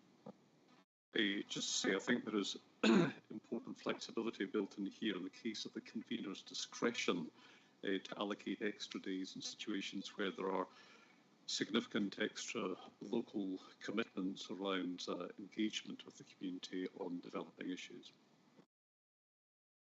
Yes, absolutely, and that reflects the fact that the policy is flexible enough to consider that, and to also consider that members will have individual circumstances. So from the point of view of the policy, has been a success in terms of increasing attendance and has increased board member involvement in the wider responsibilities of the authority. It's John. It's you'd go to other meetings. Well, we've been to 3 or 4 Beaver meetings and stuff, but who keeps a record of that? The other thing is community council stuff. I've got 4 community councils. I don't always get to them all, that's for sure. But it's a backup. You know, I need backup from the office to say, you know, Cromdale's going to get money for such and such or what. But I can't get that. And without going asking all the time and keep chasing it, we need to have backup to do these things. Yeah, so I think I'm just going to separate out. There's obviously a separate point there around internal communication between board members attending events and the actual attendance of them. So I'm perhaps going to park the part about internal communication and leave that with Murray and Grant and David to perhaps come and consider how that can be improved. What we are proposing in this is that that is reflected, that expectation that board members will do a bit of attending a community council if that's relevant, or attending a beaver meeting, whatever it might be, is covered by this.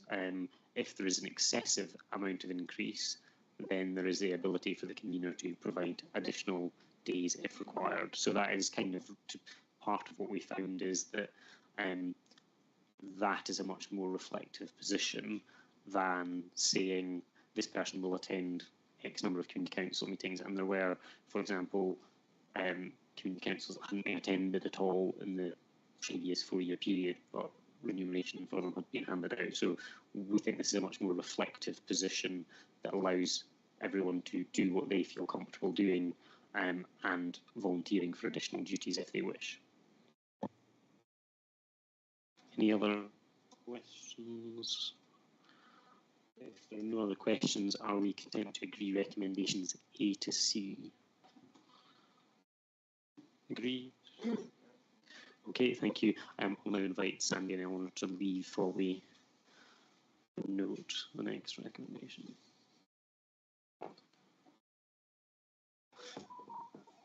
So part D of the recommendations is for the board to note the proposed changes to the time allocations for the board convener, board deputy convener, and the planning committee convener. The resources committee have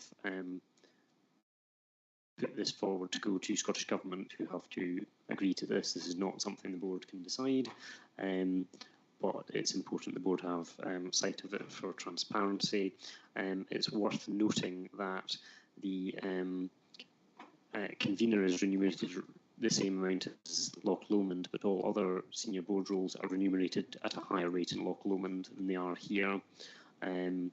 Now, considering senior board member roles, as in planning committee convener is remunerated for 6 days per month in Loch Lomond. Now, obviously, they're a full planning authority and there will be a greater workload there. Perhaps their deputy convener receives between 4 and 6 days a month. Our deputy currently receives 4 days a month. And their chairs of audit and risk and a futures group also receive 4 days per month. Now, under our policy and it's proposed to continue, all of our committee chairs receive 4 additional days a year for doing that work, which takes them to 36 days. But our allowances, broadly speaking, are not as generous as Loch Lomond in this respect. So that's just something to compare like for like. I'm not planning on going into great detail on this because the paper has been circulated as an appendix.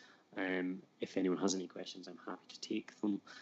Otherwise, the board is just being asked to note that this is going forward to government. Yeah, it was just a brief question around this. So my understanding is the deputy role is to be given 2 days from 1 day, which is quite a large increase, whereas the convener role is just to have an extra half day. My understanding is that actually the convener role takes more than 2.5 days a week. So is there any more scope to increase this, or how has this decision come to? Yeah, I mean, I think, so you have a former convener in the room, you have a former deputy convener in the room. I can safely say, having seen 3 deputy conveners, none of them ever, their roles never done in 1 day in a month. I think that's probably laughable, and can hopefully invite Jiva to perhaps comment on that if she wishes. But certainly my experience also being convener was it absolutely is not covered in 2 days, and I don't even think it will be covered in 2.5 days. But I think part of this is about reflecting balance and trying to reflect that we're trying to get to a position where if people with caring commitments or just in general, actually these roles are more reflective of the amount of time that's taken up by them, so that they are open to a wider range of people and not just people who can financially afford to do them. My experience is probably being convener was something closer to 4 days a week. I think that's far too big a jump from 2 to 4. I think an extra half day gets you closer to being reflective. It also obviously depends on the amount somebody wants to do as well. We don't want to make it too onerous, and we don't want to make it too much of a full-time role. It should be as open to as many people as possible. So I think this gets it to a closer reflective position. It is not a perfect number. It's never going to be a perfect number. There are other options around this in terms of the Scottish Government pay policy allows boards, and most boards do this, pay the chair a higher amount than other board members. We don't do that, and we're not proposing to do that. We're just proposing to change the number of day allocations to make it more reflective of the time commitment. And I think this gets us a bit closer to that. It's also not an unrealistic jump, in my opinion. So that's why we proposed that. And this also comes with unanimous recommendation from the Resources Committee. Gaynor. Thanks. Just to comment to board, in terms of the planning committee convener, I think the number of planning days that we have has definitely decreased since the pandemic. Just a thought to think about how that might change in the future. So something you might want to.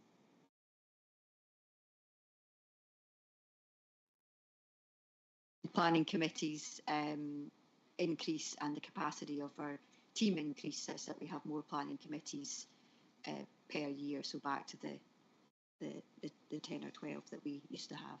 Thanks.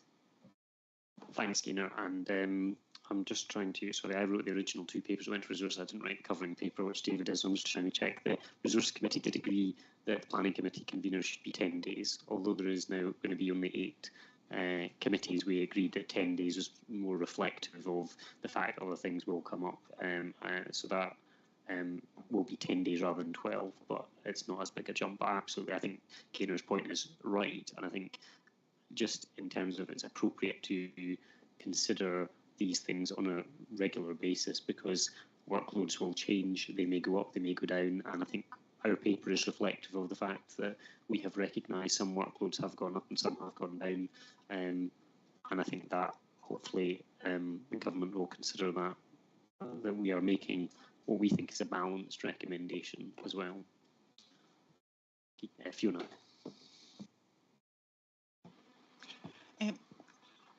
Quite shocked to hear that as convener you estimate you've probably spent 4 days a week in the role. Compared to other public sector boards, that seems extremely excessive. And I just wondered whether our expectations of the convener are too high, and whether we should really be thinking about what the role of the convener is and what they should, be expected to do in that role. Because I think that's not acceptable 4 days a week. I think there are a number of factors in there. So we have what is a very large board by public body standards. 19 is a large board. Most public bodies are roughly around half the size. They maybe top out at 12 normally. So having an increased number of board members, we also meet a lot more often than most public sector boards as well. Now that's reflective of the work we do, and I don't think that's likely to change, but every time you meet, I can assure you that generates quite a lot of work, both in preparation for the meetings, regardless of whether it's planning or board, and you come away with quite a lot of stuff on the back of that. But there's also the general stuff which is expected across, regardless of whether it's this public body or another public body, that goes on between meetings with senior staff, etc. So I'd say a lot of the extra time commitment comes through the national park roles, tend to be because we meet quite often and we have quite a large board, and that does generate an additional workload. Some of it is an element of how much you want to put in, but I don't think that my predecessors were probably doing 2 days a week, certainly by and large either, and I certainly know that Sandy's not doing 2 days a week either. So I think, from my point of view, I think at the moment a bit of an increase is reflective, but I agree with you, we do need to look at how we can help take a bit of the load off. And I think actually remunerating the deputy to be more reflective of their role does help with that as well. Sorry, Doug.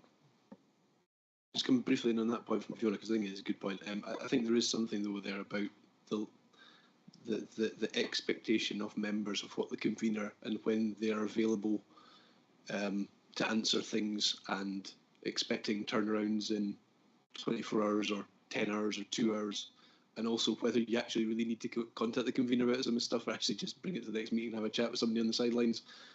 I think there does need to be a sort of thought around whether all the communication between meetings is always as necessary as people think, because it's increased a lot over the years compared to what it was. David can say this 10 years ago. There is a hell of a lot more communications coming into the convener, mainly from board members, and I think we've got to think about the level of that, because it is a part-time position. It's not meant to be a full-time position, and if it became a full-time position, it would rule out most people from doing it. So we've got to think about that balance in terms of for the future. Absolutely, I agree with Doug. Yeah, no, I would absolutely support that. And from what Fiona said, when were the roles actually last reviewed in terms of the specification of what the convener and the deputy convener do? When were they? Because surely now would be an appropriate point to do that. I think in terms of, David and Grant are both here, my understanding is basically, this is from day one pretty much, and then the planning convener was instigated a few years into the life of the board to take, because originally the convener also chaired the planning committee, so you can imagine the workload back then was probably definitely something closer to 4 or 5 days a week. So that was introduced a few years into the park life. David has been here for most of the life of the park, so David can probably speak to it better than I can. Yes, David is trying to cast his mind back about 20 years now. I think the most recent response to your question, Doug, is that the board a couple of meetings ago considered the update from the management statement and financial memorandum, which has lasted for about 10, 12 years, to the new framework agreement. And that framework agreement effectively restates Scottish Government's current view of what the convener should do, what the deputy convener should do, and what board members should do. And I think it's a valid point that's been made, and something I've noted down perhaps as an action for me to look at is to take the wording of that new framework agreement and draw that into something of a redocumented role description, if you like, to aid everybody's understanding of what the role of the convener is and the role of the deputy within the context of the board. Because just as Grant suggested, I've been, from a standards point of view, increasingly concerned about, not that I see it, but I hear discussion of the volume of email activity that takes place outside of board meetings. And from my point of view, my standards officer head tells me that the key bit of the code of conduct is that board members should be coming into these board meetings free to talk and discuss about an item on the basis of what they hear in the boardroom, and therefore the extent to which there is the potential of correspondence going on between members outside of the boardroom is a bit of a standards minefield as far as I'm concerned. And so I think that whole volume of activity, I understand that COVID and the 2 years of dispersed working just changed the whole dynamics around things, but I think now with the new framework agreement and the discussion that we're having today, it would be a good time perhaps, and new board members around the table, just to recast a few expectations round about the whole governance dynamic. I think I'd also just reflect, actually, in my 5 years, the amount of time spent with government increased dramatically, actually, from when Grant and I went along to the sort of collective chairs and chief execs meeting, which you had maybe an annual visit from the minister at that point, and that was kind of the level of meetings with ministers has increased dramatically through COVID and post-COVID, and that's a positive thing. But it does take a lot of time out of the diary often, where you're going away for 2 days with the minister, and it's positive because it means we're influencing the minister, but it does take out quite a lot of time in the diary comparative to what it used to do. So again, these are the sort of things that could be picked up if we were to do an updated reflection of where we're at. Any other points on this? Otherwise, I'm just going to round it up. Okay. Members will be happy to note recommendation D then. Great, thank you. We can bring Sandy and Eleanor back in.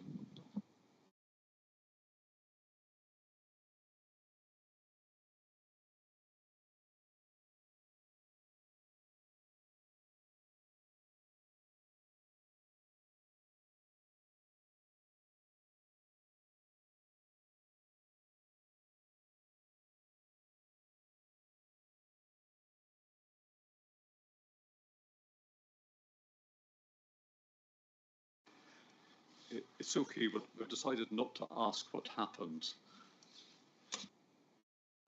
Thank you, Xander. Moving to item 12, minutes from committee meetings. This is paper 8 for information, so any questions or comments on those minutes should be directed to the committee chairs or relevant officers. Which brings us to item 13, any other competent business. Grant. Yeah, just very quickly to say that yesterday was the launch of the consultation, which covers 4 areas by Scottish Government. So that is the Scottish Biodiversity Delivery Plan, the 30 by 30 framework, the Statutory Biodiversity Targets framework, and the proposed changes to national parks. I sent around members yesterday. It's a big old document. I think it's about 120, 130 pages. So we're all spending our time playing through that.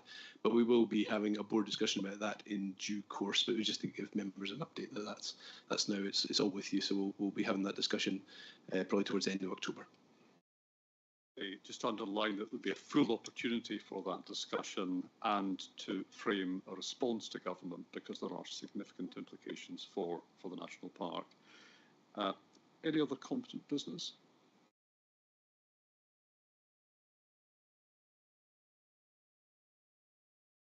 Sorry, just one from me, and I'm delighted to say that we'll be visiting the Angus Glens for our October the 27th board. It's the first time for quite a while that the board's had the opportunity to visit this area and see some of the work in progress. There being no other competent business, I'll now move a motion to go into confidential session to deal with the minutes of the board meeting held on June the 23rd on grounds of legal privilege. Do I have a seconder? Eleanor seconds. I would ask now that the live stream is stopped.